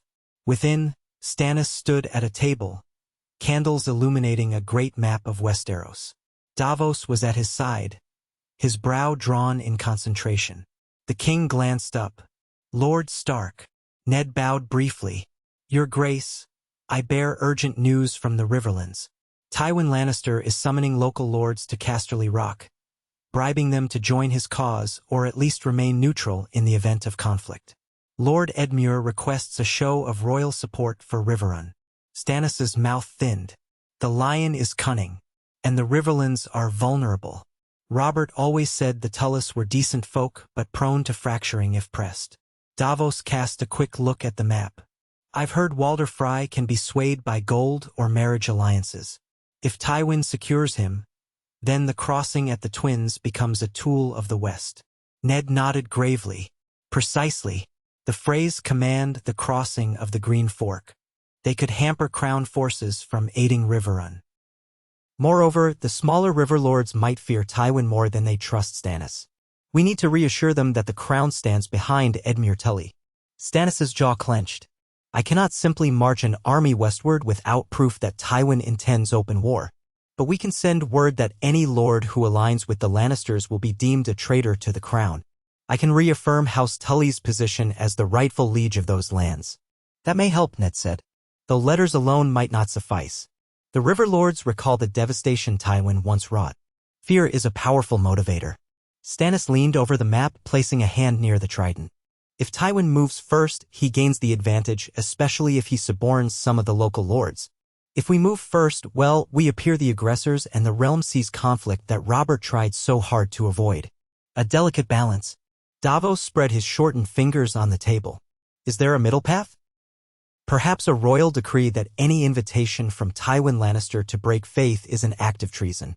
We also might dispatch a small contingent of crown forces to Riverrun as a symbol of solidarity. Stannis nodded once. A token force, yes, under a loyal commander. To show the Tullus and any watchers that the crown will not desert them. I will not commit all my men to a new war, but I will not let Tywin think me weak. Should I lead them? Ned asked, though a part of him wished not to leave Sansa and Robb behind. Stannis considered, then shook his head. You are Hand of the King. I need you here, close at hand. I'll send a loyal Lord of the Stormlands, or perhaps your son if that is acceptable. Ned stiffened slightly. Robb is young still. And if war breaks out, I would prefer to remain near him. Let him stay in King's Landing for now. Very well, Stannis said. Then I will send Lord Penrose or Lord Valerion, someone who is both loyal and capable. We keep the force small enough not to provoke Tywin but large enough to reassure Edmure Tully. Draft the letters tonight, Lord Hand. I'll sign them in the morning. Yes, your grace, Ned said with a bow. One more thing, my wife remains at Riverrun. Should you wish to send a message to her that might calm tensions, I'm certain she would deliver it faithfully. Stannis's face showed no flicker of warmth at the mention of Catelyn Stark, though he respected Ned enough not to dismiss the notion. I will. Now, if that is all. Ned lingered a moment, noticing the presence of Melisandre at the far corner of the solar, silent as a statue in her scarlet robes. Her red hair glowed in the candlelight. She watched them with an unsettling intensity, though she said nothing. Ned had never liked the prickle of her gaze. Yet Stannis occasionally sought her counsel in private. Was she the one urging him to be vigilant of Tywin, or urging him to purge unbelievers? Ned could not say. The king's face was ever stoic, revealing little. Deciding not to press further, Ned made a respectful bow, left the solar and set about penning the letters. He worked late into the night in his office, ignoring the ache in his hand as he guided his quill over parchment. A formal letter from King Stannis to the Riverlords, reaffirming House Tully's authority. Another to Edmure Tully, promising a detachment of soldiers under a loyal crown commander. Another set for the lesser houses, warning them of the penalty for treason. He added personal lines to Catelyn, though he dared not include any tender sentiments that prying eyes might read. He simply expressed hope that her father would recover and that her family remain strong. By the time Ned finished, the candles had burned low, and his back felt stiff. But he had done his duty. He rose and stepped into the corridor, where the guards nodded at him. Sansa was likely Abed, as was Robb. He considered checking on them but decided not to wake them. In the hush of the night, he walked the corridors of the keep, thinking of how much had changed since that first time Robert had summoned him to King's Landing. Back then, the Lannisters filled these halls, so sure of their power. Now, the corridor felt cooler, emptier, though the possibility of conflict weighed heavier than ever. Eventually he came to the Godwood, stepping through the archway into the quiet grove. Torches flickered in wall sconces, but the heart tree was lit mainly by moonlight. In the north, the weirwoods had solemn faces carved into them, forever watching. Here in King's Landing, the heart tree was only an oak with a small pool beneath it. No old gods had found real root in the southern city. Still, Ned felt closer to home among trees than among marble halls. He bowed his head, silent, letting himself remember the hush of Winterfell's Godwood, where the heart tree's red leaves trembled in the wind and the eyes carved in the pale bark seemed to watch him. He prayed for guidance, for peace, for the strength to stand firm if peace failed. Though the crown had changed hands without bloodshed, he knew from harsh experience that a usurper's reign, regardless of how rightful Stannis's claim might be, did not always pass unchallenged. Tywin Lannister had never accepted subservience meekly. The machinations had begun. Ned's only hope was that the realm would not bleed again. Absent-mindedly, he touched the pommel of his sword, recalling the bite of steel on the trident, the face of Prince Rhaegar Targaryen as Robert's warhammer struck him down, and the rubies that spilled into the water. So many lives lost, so many houses shattered. If it came to that again, Ned feared the cost would be even steeper. Eventually, he left the Godwood and returned to his chambers, slipping off his boots and tunic in silence. Sleep came uneasily with half-formed dreams of golden lions prowling the fields of the trident, of ravens circling overhead. He saw a figure in red, Melisandre, standing by a flickering flame, chanting words he couldn't understand. When he woke at dawn, he could not fully recall the dream, only the lingering sense of dread. He roused himself quickly. Stannis would be waiting at first light for the letters to be signed and sealed. Ned, dressed in a simple doublet embroidered with the dire wolf of House Stark, belted ice across his back and made his way to the king's solar once again. The sun was rising over Blackwater Bay, bathing the Red Keep in gold. Perhaps an omen of the day's events, though Ned did not put faith in omens. In the solar, King Stannis stood by the window, gazing at the city below. Varys was present, as was Davos, though the Red Priestess was not. Stannis turned at Ned's entry. "Show me the letters." Ned laid them out on the table. The king read them in stony silence, occasionally grunting in approval or crossing out a phrase with a sharp scratch of his pen. When he was finished, he nodded. "These will do. Have them dispatched immediately. Davos, see that Lord Penrose readies his men. A few hundred should suffice." Varys clapped his hands softly. "Excellent, Your Grace. Will that be all?" "For now," Stannis said. "We watch and wait." Within the hour, ravens bore the letters to Riverrun and the other key seats in the Riverlands. Lord Penrose, a solid and dependable man, prepared to ride with 300 crown soldiers. They were all be on the King's Road within a day. The sun climbed higher and the city resumed its normal bustle. Several days passed in uneasy quiet. The court continued to address daily petitions, from small folk complaining of petty disputes to wealthier merchants clamoring about the new taxes.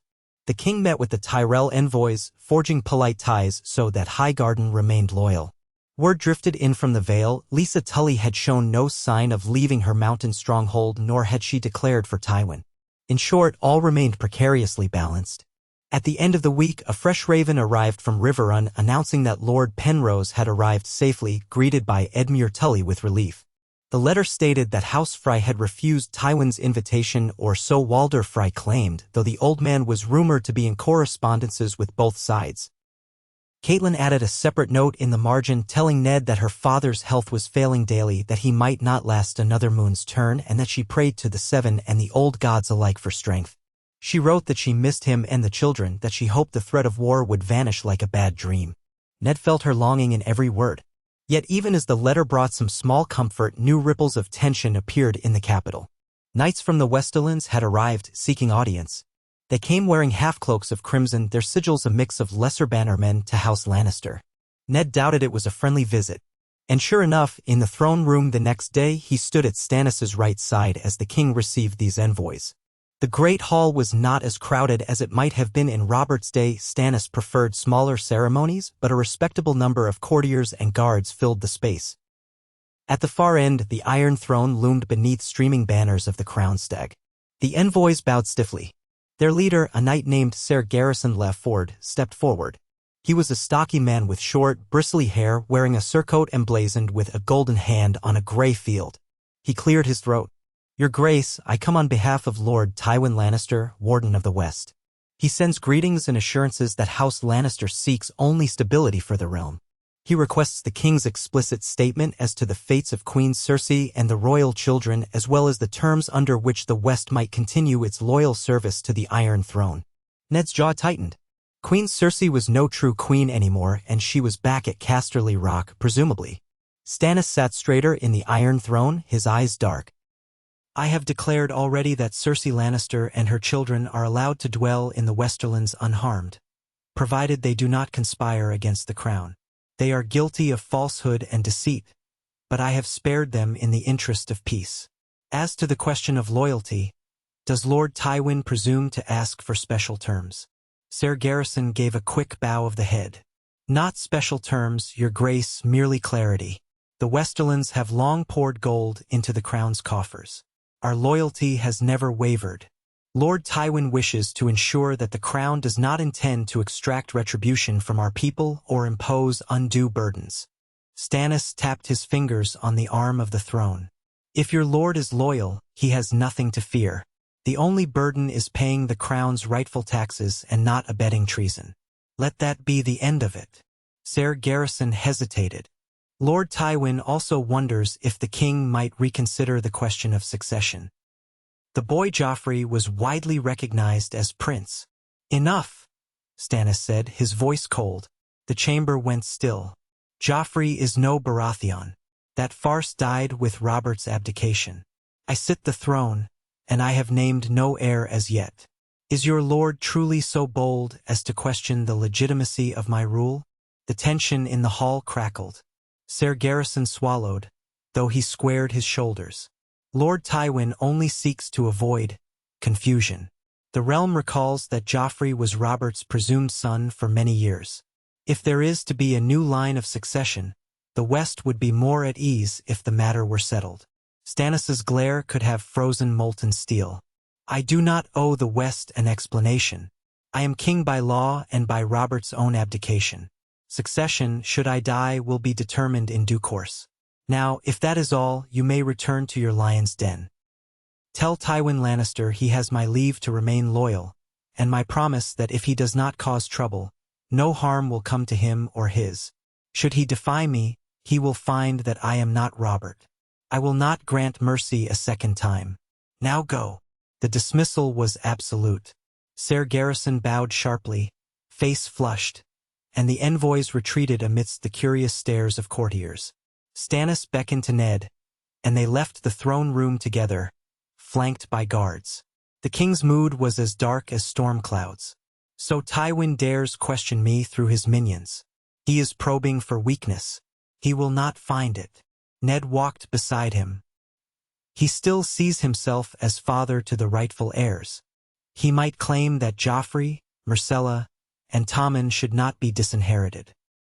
He knows that if the realm recognized them as Robert's children, your claim would be undone. Stannis paused in the hallway, voice a low rumble. My claim was already validated by the Great Council, by Robert's final decree, by the High Septon's blessing. There is no more to say. Tywin can stew in his western seat until he decides to make a move. And if he does it, we will meet him, Ned finished quietly. But be wary, your grace. If Tywin wants conflict, he will ensure the blame falls upon us. He may stage a provocation or incite some border skirmishes, then claim we forced his hand. Stannis' stare flicked to the side where the torchlight caught in his dark eyes. Let him try. We will respond with iron. He is not the first proud lord I have faced. He continued forward, and Ned could see the taut line of his shoulders. The realm's precarious balance weighed upon the king like an invisible cloak. As weeks drew on, the city braced for word from the west. But no declaration of war came. Instead, there were scattered rumors of House Brax receiving shipments of new arms, of the Golden Tooth strengthening its fortifications. Tywin was preparing.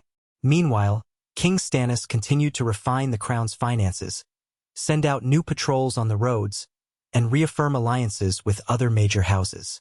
The Tyrells, so far, stood by him, possibly because they sensed that conflict with the Lannisters would only improve their own position.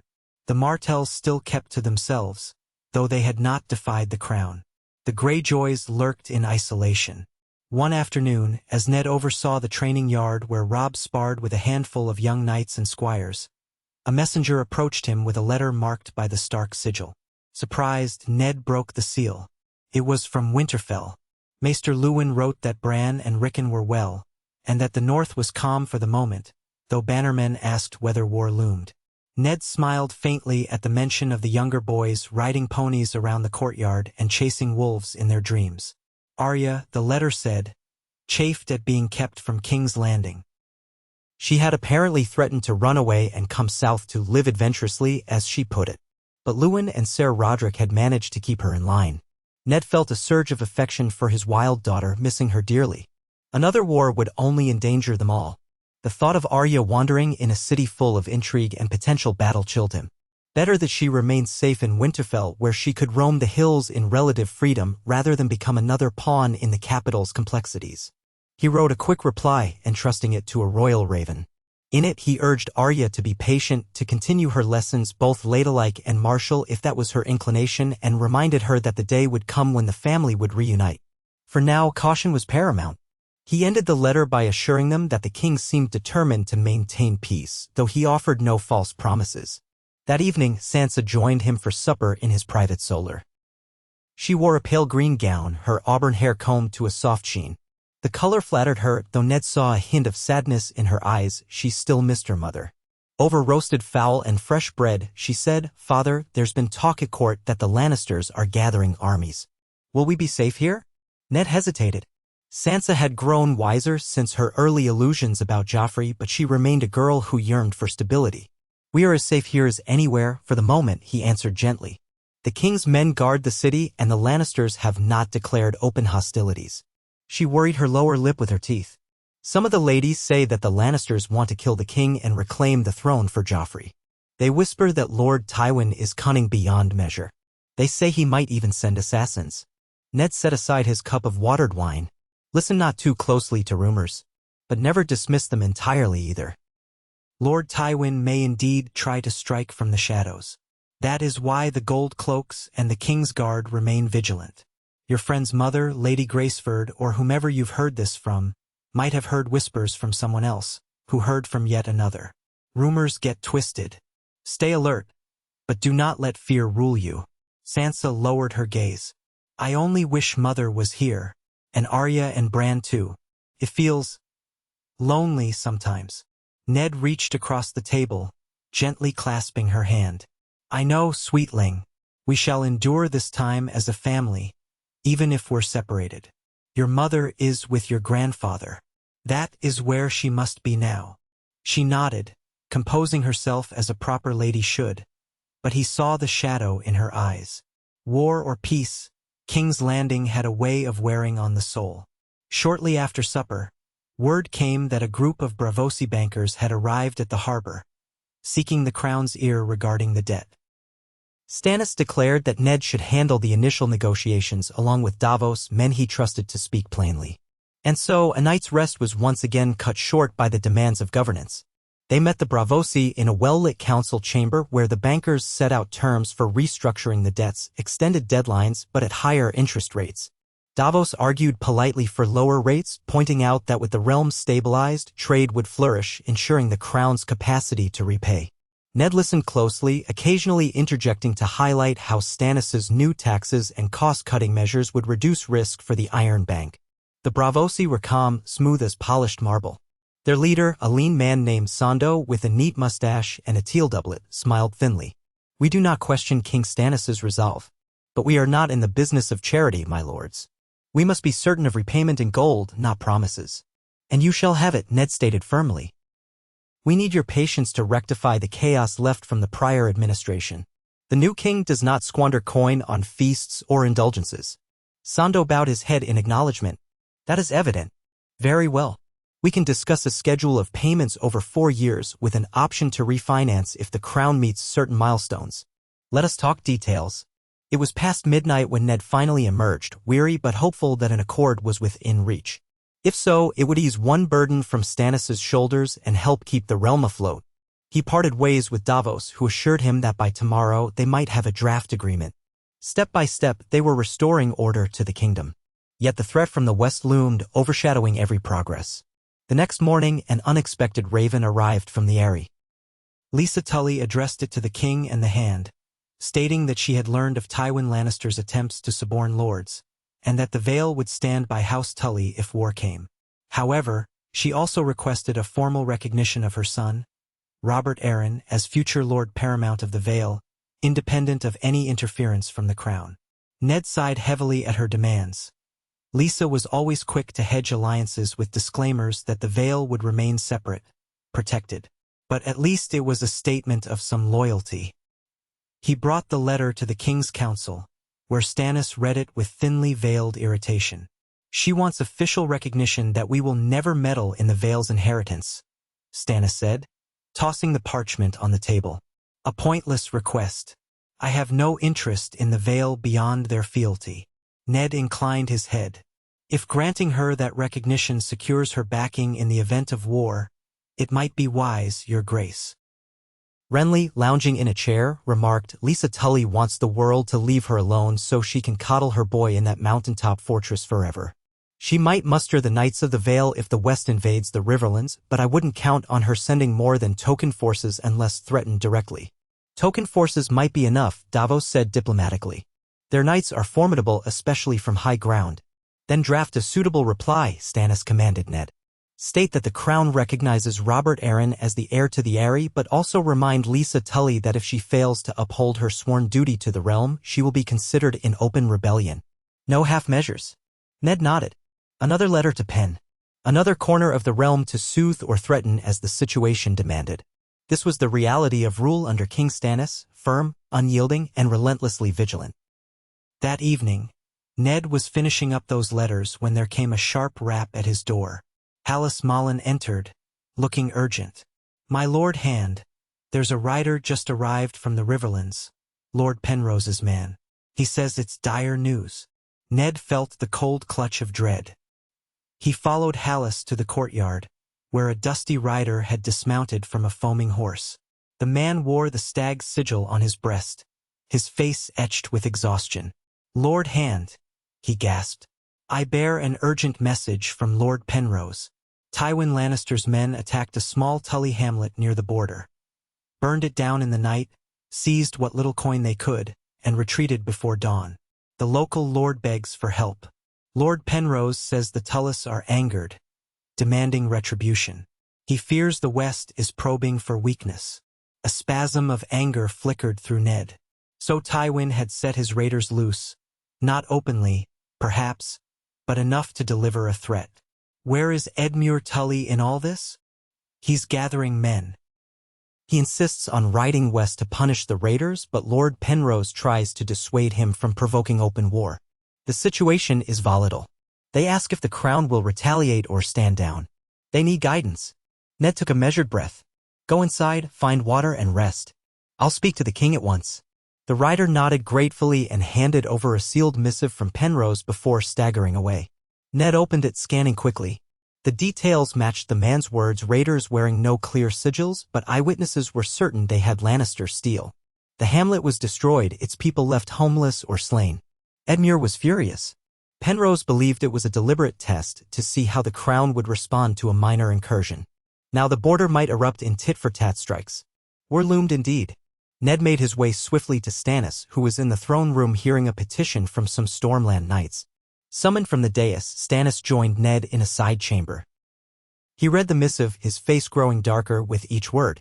"So," he said in a voice like iron scraping on stone, "the lion shows his claws at last. A single raid now, but more tomorrow if we do nothing.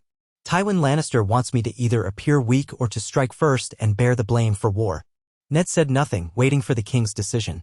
He could see the conflict in Stannis' eyes, the desire to protect the realm and its people, the fear of plunging the kingdom into open war. At last, Stannis spoke. "We will defend the Riverlands. I will not allow the West to pillage the borders with impunity. But I will not declare war until Tywin commits to a larger move. We'll send a strong warning. Increase the number of crown soldiers at Riverrun from 300 to 3,000. I want a real force there to deter further raids. If Tywin does not halt, we will muster the Stormlands and the Crownlands fully." His mouth set in a grim line. "And then we will march." Ned felt the weight of that pronouncement. 3,000 men was no small number. It was an unambiguous statement that the crown would fight for House Tully. Tywin could interpret it as an act of aggression, or he could stand down. "I will have to coordinate supplies, logistics, and ensure that the roads are secure. That will take time." "See to it," said Stannis. "If there's one more such attack, I will not wait further. If Tywin wants war, he'll have it." Ned bowed and withdrew, his mind already racing. He needed to dispatch ravens, muster men from the Stormlands, gather the gold cloaks who could be spared, arrange provisions, wagons, fodder for horses. So it begins, he thought. The slow drumbeat that heralds another war.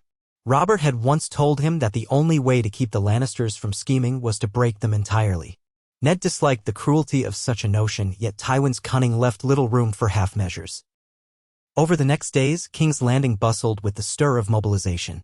Garrisons that had dozed under Robert's inattentive rule were now called to active readiness. A portion of the gold cloaks readied to march, leaving behind a skeleton crew to keep the peace in the city. Ned coordinated with Davos, who arranged ships to carry men up the coast if needed. Lord Penrose, still at Riverrun, reported that Edmure Tully was pacified for the time being, his anger soothed by the promise of crown reinforcements. Yet the tension along the border was a lit torch waiting to drop. Every rumor of a Lannister movement set hearts racing. In this swirl of activity, a new letter from Catelyn arrived, delivered by a Tully knight personally to ensure it reached Ned safely.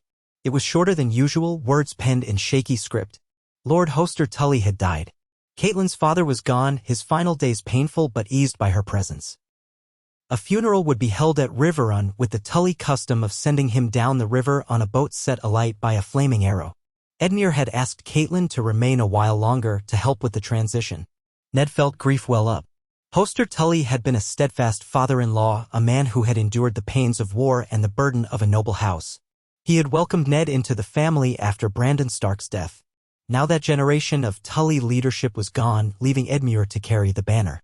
Edmure was good-hearted but inexperienced, especially with war so close. His realm was threatened, his father dead, and he had no heir or wife yet. He would need his sister's counsel. Ned wrote back at once, offering condolences, promising that the crown would protect the Riverlands if Tywin pressed his advantage.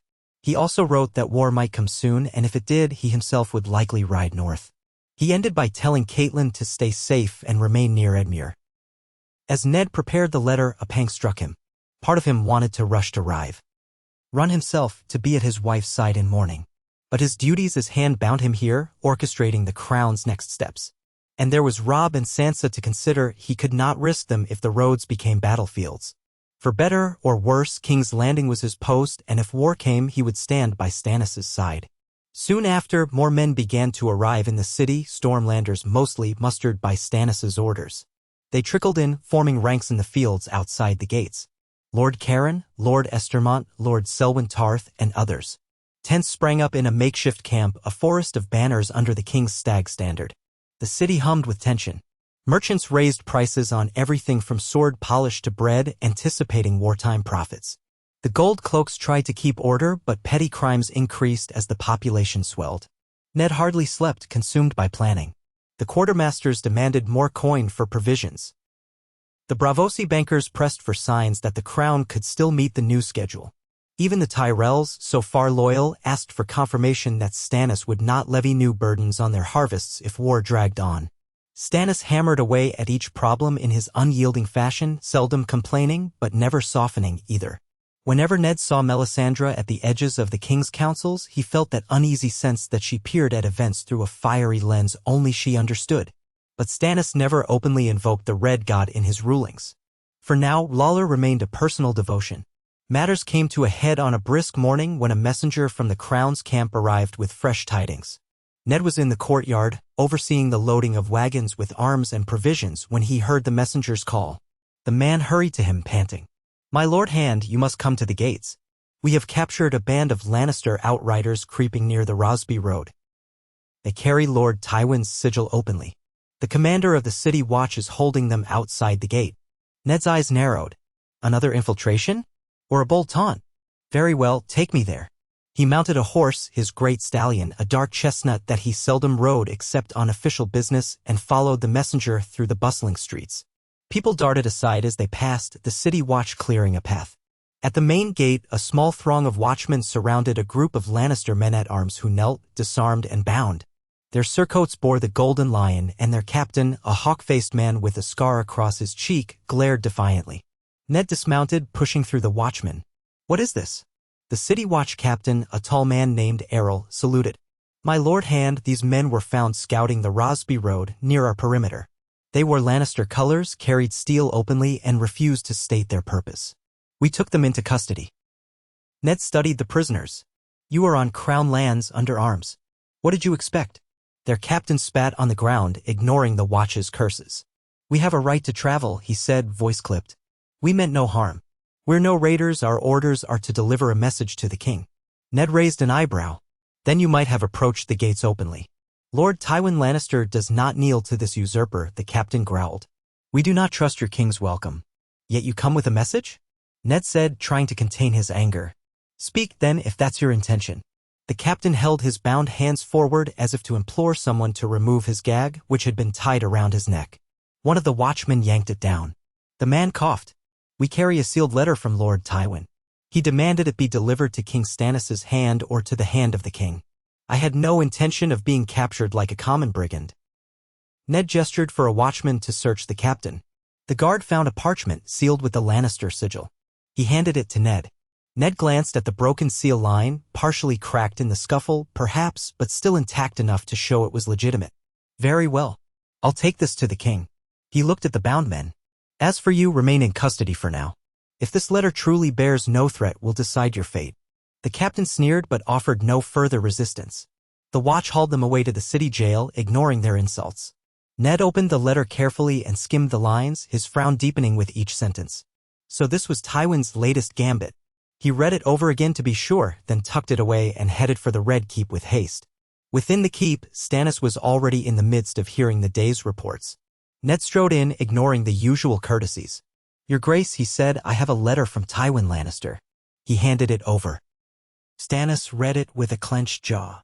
Renly, who stood nearby, asked, Well, what devilry has our dear Lord Tywin conjured now?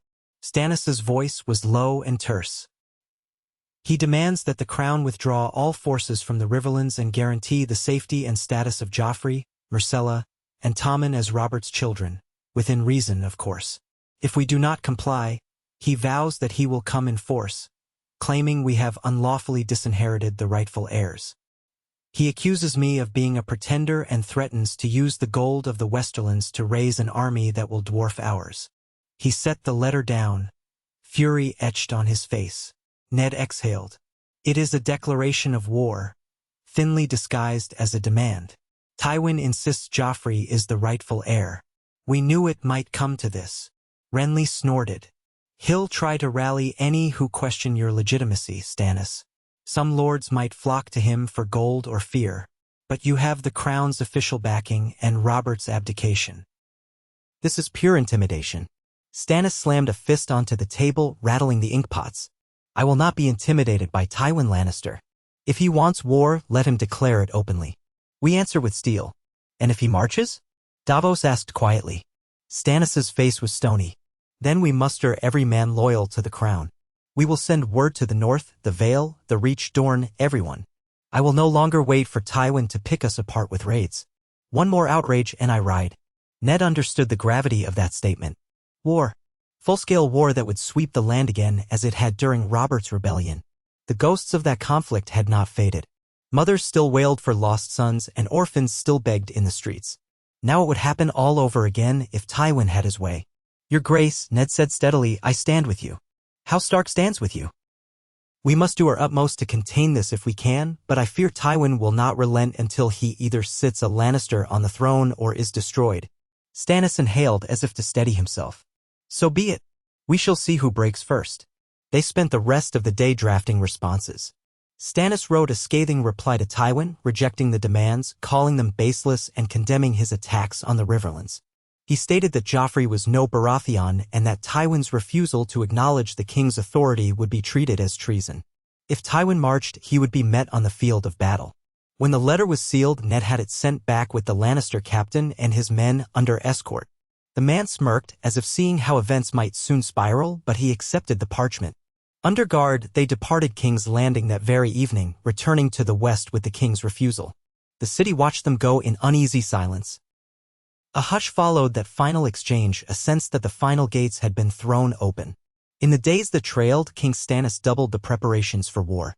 Ravens flew to the major lords of the realm, requesting them to declare their allegiance in the face of Tywin's challenge. Reinforcements swelled the camps outside King's Landing.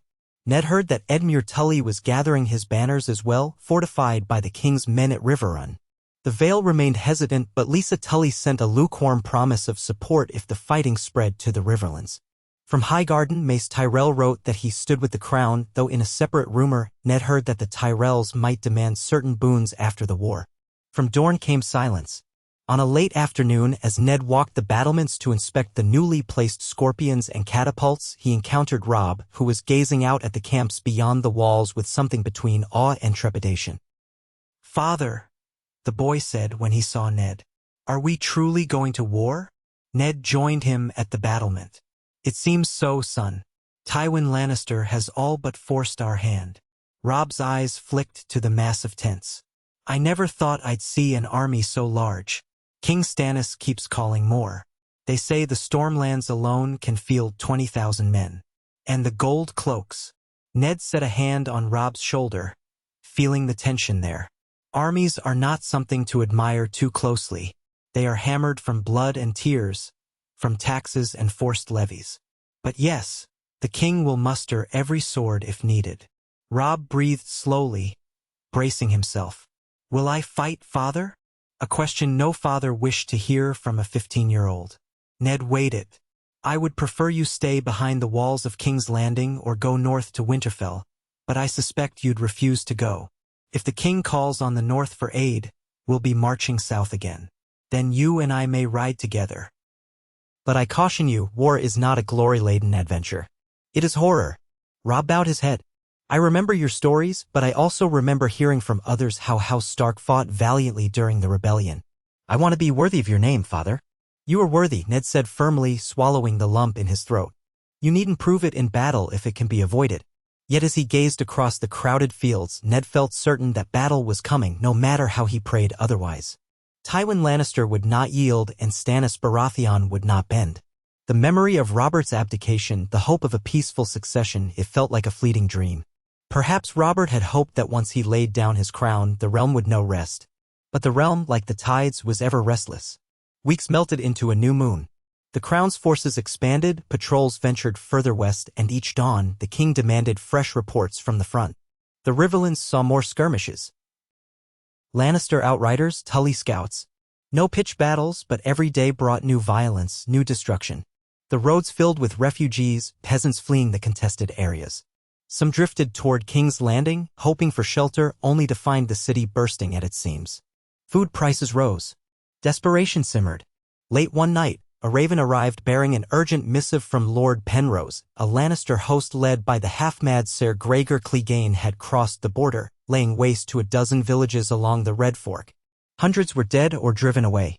The Tully forces tried to intercept, but Gregor retreated like a phantom, too swift and brutal. Edmure Tully pleaded for more men or for a direct strike into the Westerlands. The letter ended with a plea to King Stannis, act now or see the Riverlands drown in blood. Ned and Stannis convened in the war room at dawn. A large table displayed a painted map of the Riverlands with small carved pieces indicating known troop positions. Davos, Renly, and a few Stormlord commanders stood nearby, all stoic. Stannis's eyes skimmed Lord Penrose's letter. Then he placed it aside. Enough of these raids, he said, voice cutting the air like a knife. Tywin has tested us. I will not let him butcher our people unchallenged. We march within the week. The tension in the room soared. Davos bowed his head in acknowledgement. Renly gave a subdued nod, though no humor touched his face now. Ned closed his eyes briefly, feeling that final threshold break. Stannis inhaled, steel in his every breath. I will lead the crown's host myself. We will join with the Tully forces at Riverrun, then push west if Tywin persists. Lord Stark, you will ride at my side as hand. Renly, you will remain in King's Landing to oversee the city with the gold cloaks. Let none within these walls cause mischief in our absence.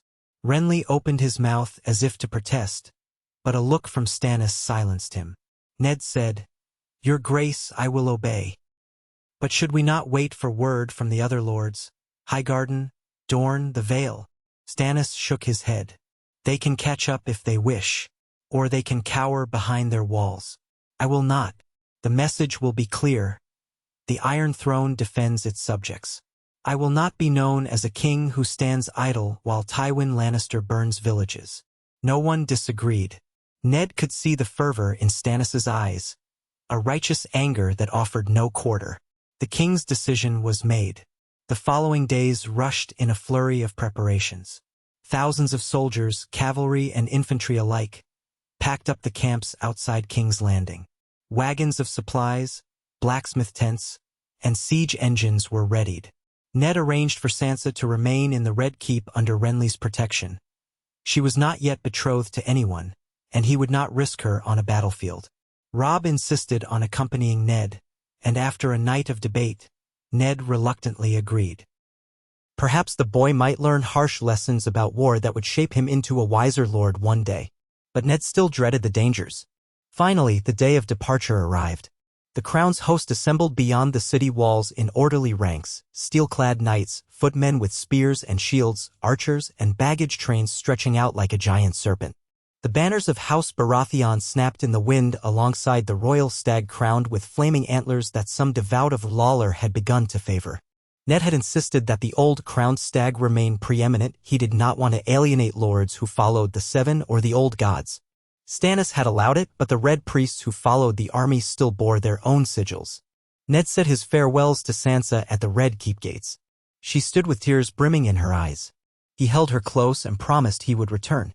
She made him swear again that Robb would be safe, and he did, though he felt uncertain in his heart. Renly was there as well, offering a casual wave. "Good luck on the field, brother," he told Stannis, though his tone was laced with tension. "Don't let the lions devour you." Stannis gave Renly a cool glance. "Tend the city. If Tywin tries cunning in my absence, root it out." With that, he spurred his horse forward, leading the vanguard out of the city. Trumpets blared a martial note. Hoofs thundered, the ground trembling under thousands of boots. Ned and Robb rode behind the king, the stark sigil fluttering in the bright morning sun. The great gate of King's Landing yawned open, and they passed through, leaving behind the capital's crowds and dust. They headed north and then west, aiming to cross the Blackwater Rush near Rosby, then move into the Riverlands. Word had already been sent to Edmure Tully that the crown was coming in force. Tywin Lannister would soon know that King Stannis did not cower. And so began the campaign that would decide if Robert's peaceful abdication meant a lasting new order or if the Seven Kingdoms were fated to drown once again in blood and fire. The march was grueling, but discipline held. Stannis kept tight control over foraging and supply lines. He forbade looting of local villages. These were crown subjects, and the king would not exploit them. Ned approved of the measure, though it slowed their progress. Each day, outriders scouted ahead, searching for any sign of Lannister activity. The hot summer sun blazed, turning fields to gold. Dust-coated armor and throats. Soldiers grumbled, but none shirked their duties, for Stannis was not a king to tolerate sloth. Robb rode close to Ned, eyes wide at the sight of so many men. He asked questions about strategy, about the lands they passed.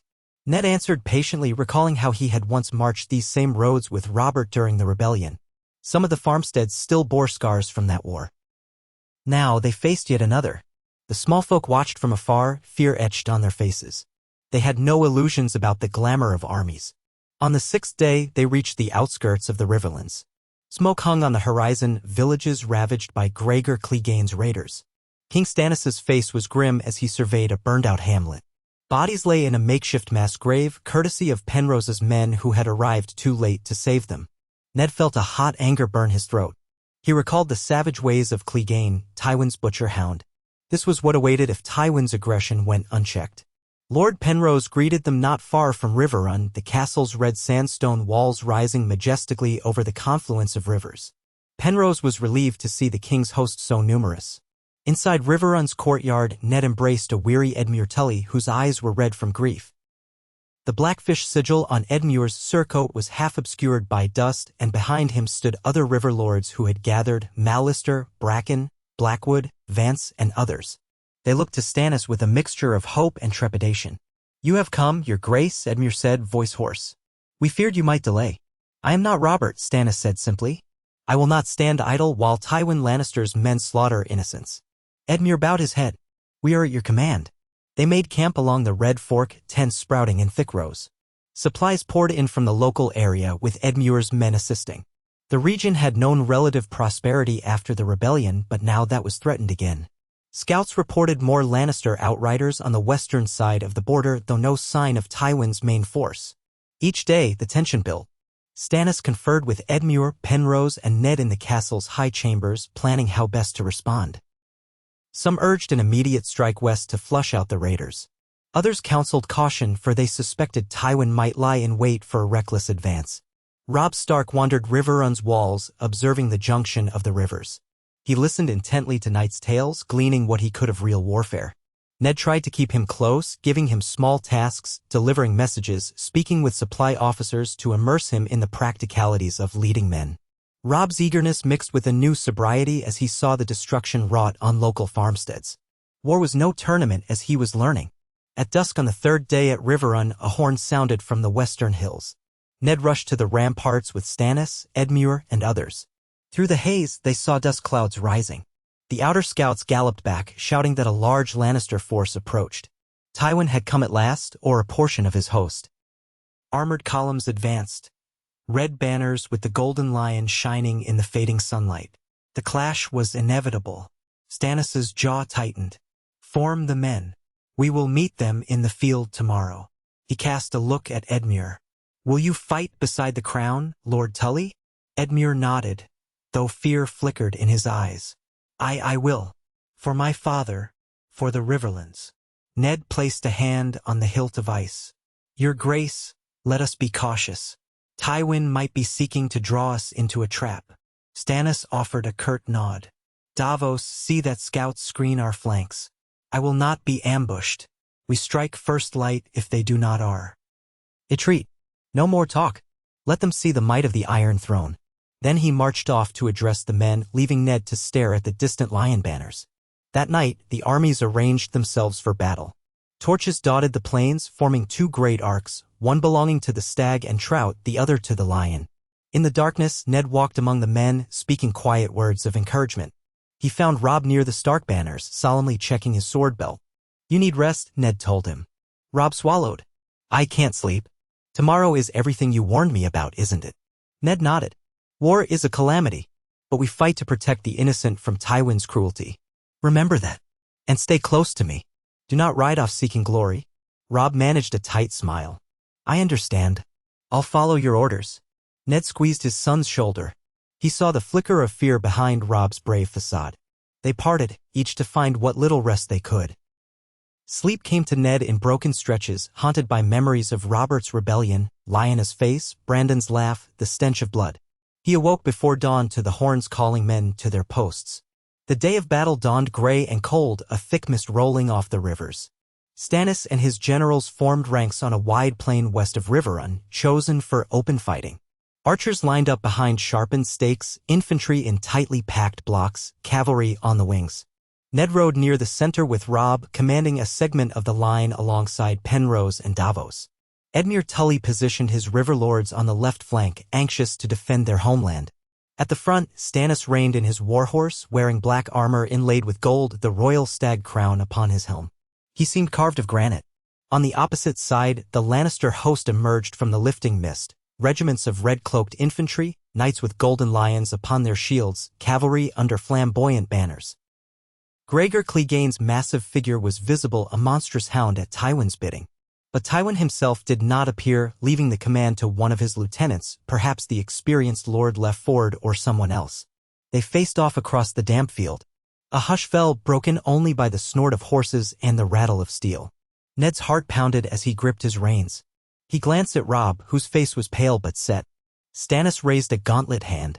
Banners dipped, horns rang, and the king's voice carried across the lines, "Forward! For the realm! For justice!" A roar went up from the crown's side, echoed by the Tully horns, and the great mass of men lurched into motion. The Lannister lines advanced as well, shouts carrying on the wind. The thunder of thousands of feet shook the ground. Ned guided his horse, ice at his side. This was the moment. Swords would clash, arrows would fly, blood would spill, another chapter in the never-ending cycle of war in Westeros. Before the lines fully collided, the sky filled with arrows from both sides. Men raised shields, some fell screaming. The Crown's cavalry charged on the right flank, meeting Lannister-mounted knights in a splintering crash of lance on shield. Ned spurred forward with the center, where footmen slammed into each other in a cacophony of steel. Shouts, screams, the crunch of bodies, battle's brutal chorus. He saw Robb, sword in hand, flanked by Stark guards. They kept him from the worst of the crush, but the boy soon found himself fending off a Lannister spearman. Ned had to cut down another attacker to Robb's left, feeling the jarring impact as ice bit through mail. Blood sprayed. Ned's stomach twisted, but he set his jaw and fought on. War gave no room for hesitation. The Lannister lines were well organized, but Stannis' discipline prevailed. Archers rained death from behind rows of infantry, while heavy horse struck at the Lannister flanks in coordinated thrusts. Edmure Tully's men pressed the left, seeking revenge for the Riverlands. Closer to the center, Ned glimpsed Gregor Clegane, a towering shape hacking men aside with terrifying ferocity. One blow shattered a knight's helm like pottery. Another stroke disemboweled a Tully spearman. Rage burned in Ned. He had to stop that beast, but they were separated by a surge of men. The fight raged for what felt like hours, though it might have been half that. The field became a mire of mud and blood. Horses screamed, men cried out for mothers or mercy. A thick haze of dust and fear clung to the air. Yet slowly, the crown's lines pushed forward, forcing the Lannisters back. Trumpets blared signals. Stannis himself led a charge that broke through the enemy's center, scattering foemen. The lion banners wavered. Gregor Clegane bellowed for them to hold, but even his brutality could not stem the tide once the king's knights punctured their ranks. Ned fought wearily, each swing measured. He kept an eye on Robb, who still clung to his saddle, slashing at foes that tried to flank him. Stark guards formed a tight ring around the boy. Then, with a final, desperate surge, the Lannisters began to break. Their horns sounded retreat. Some men threw down weapons and ran. Others were too trapped to flee, surrendering on their knees. Gregor Clegane roared curses, but eventually he, too, pulled back with a handful of survivors. The crown's cavalry gave chase, cutting stragglers down. By midday, the field was littered with corpses and wounded. The king's banners flew victorious over a battered host of survivors. Stannis, helm-dented, armor streaked with blood, raised a fist in triumph. But his face held no smile, only grim satisfaction that the first blow had been struck. Ned dismounted stiffly, scanning for Robb. He found him not far off, leaning on his horse, trembling. Blood spattered his cheek. Their eyes met and Robb tried to speak, but nothing came out. Ned went to him, pulling the boy into an embrace. Robb stiffened, then clung to his father. "It's over," Ned murmured, though he knew it was but one battle in a larger war. "You did well. You survived." Robb looked out at the carnage with a haunted gaze. "So many. They're just—" He couldn't finish. Ned understood. No words could quell the horror of a first battlefield. Soon after, Stannis and his commanders surveyed the results. The Lannisters had been driven from the field, leaving behind hundreds of dead and wounded. The crown's losses were significant but fewer. Stannis pressed for an immediate push west, to seize key positions before Tywin could regroup. Edmure Tully nodded vigorously, wanting to carry the fight deeper into Lannister lands. Ned, drained, merely agreed that swift follow-up was wise, if supply lines allowed it. War had begun in earnest, and they could not let Tywin gather a greater host. That evening, beneath a blood-red sunset, Ned and Robb stood together on a small rise overlooking the battlefield. Pyres were lit for the dead. The acrid smoke curled skyward. On the western horizon, the setting sun glowed like an angry eye. Robb whispered, "So this is what war truly is." Ned placed a hand on his son's shoulder. "Aye," he said softly, sorrow thick in his throat. "This is what it is." Far behind them, the camps bustled with an uneasy mix of victory cheers and the moans of the dying. Somewhere to the west, Tywin Lannister waited with the rest of his armies, plotting his next move. King Stannis was on the march, and the realm braced for an ever-widening storm of steel and blood. In the distance, the rivers of the Trident flowed on, indifferent to the battles waged upon their banks. The unquiet peace Robert Baratheon had hoped to leave behind lay in ruins, and a new war had begun, a war that would test every oath, every house, and every man's notion of honor. Yet Ned Stark could only stand with his son, gazing at the burning pyres, wishing for a day when the blades might be sheathed again, and the realm could know more than a fleeting moment of peace. Until then he would do his duty, for his family, for the North, and for the crown he had sworn to serve.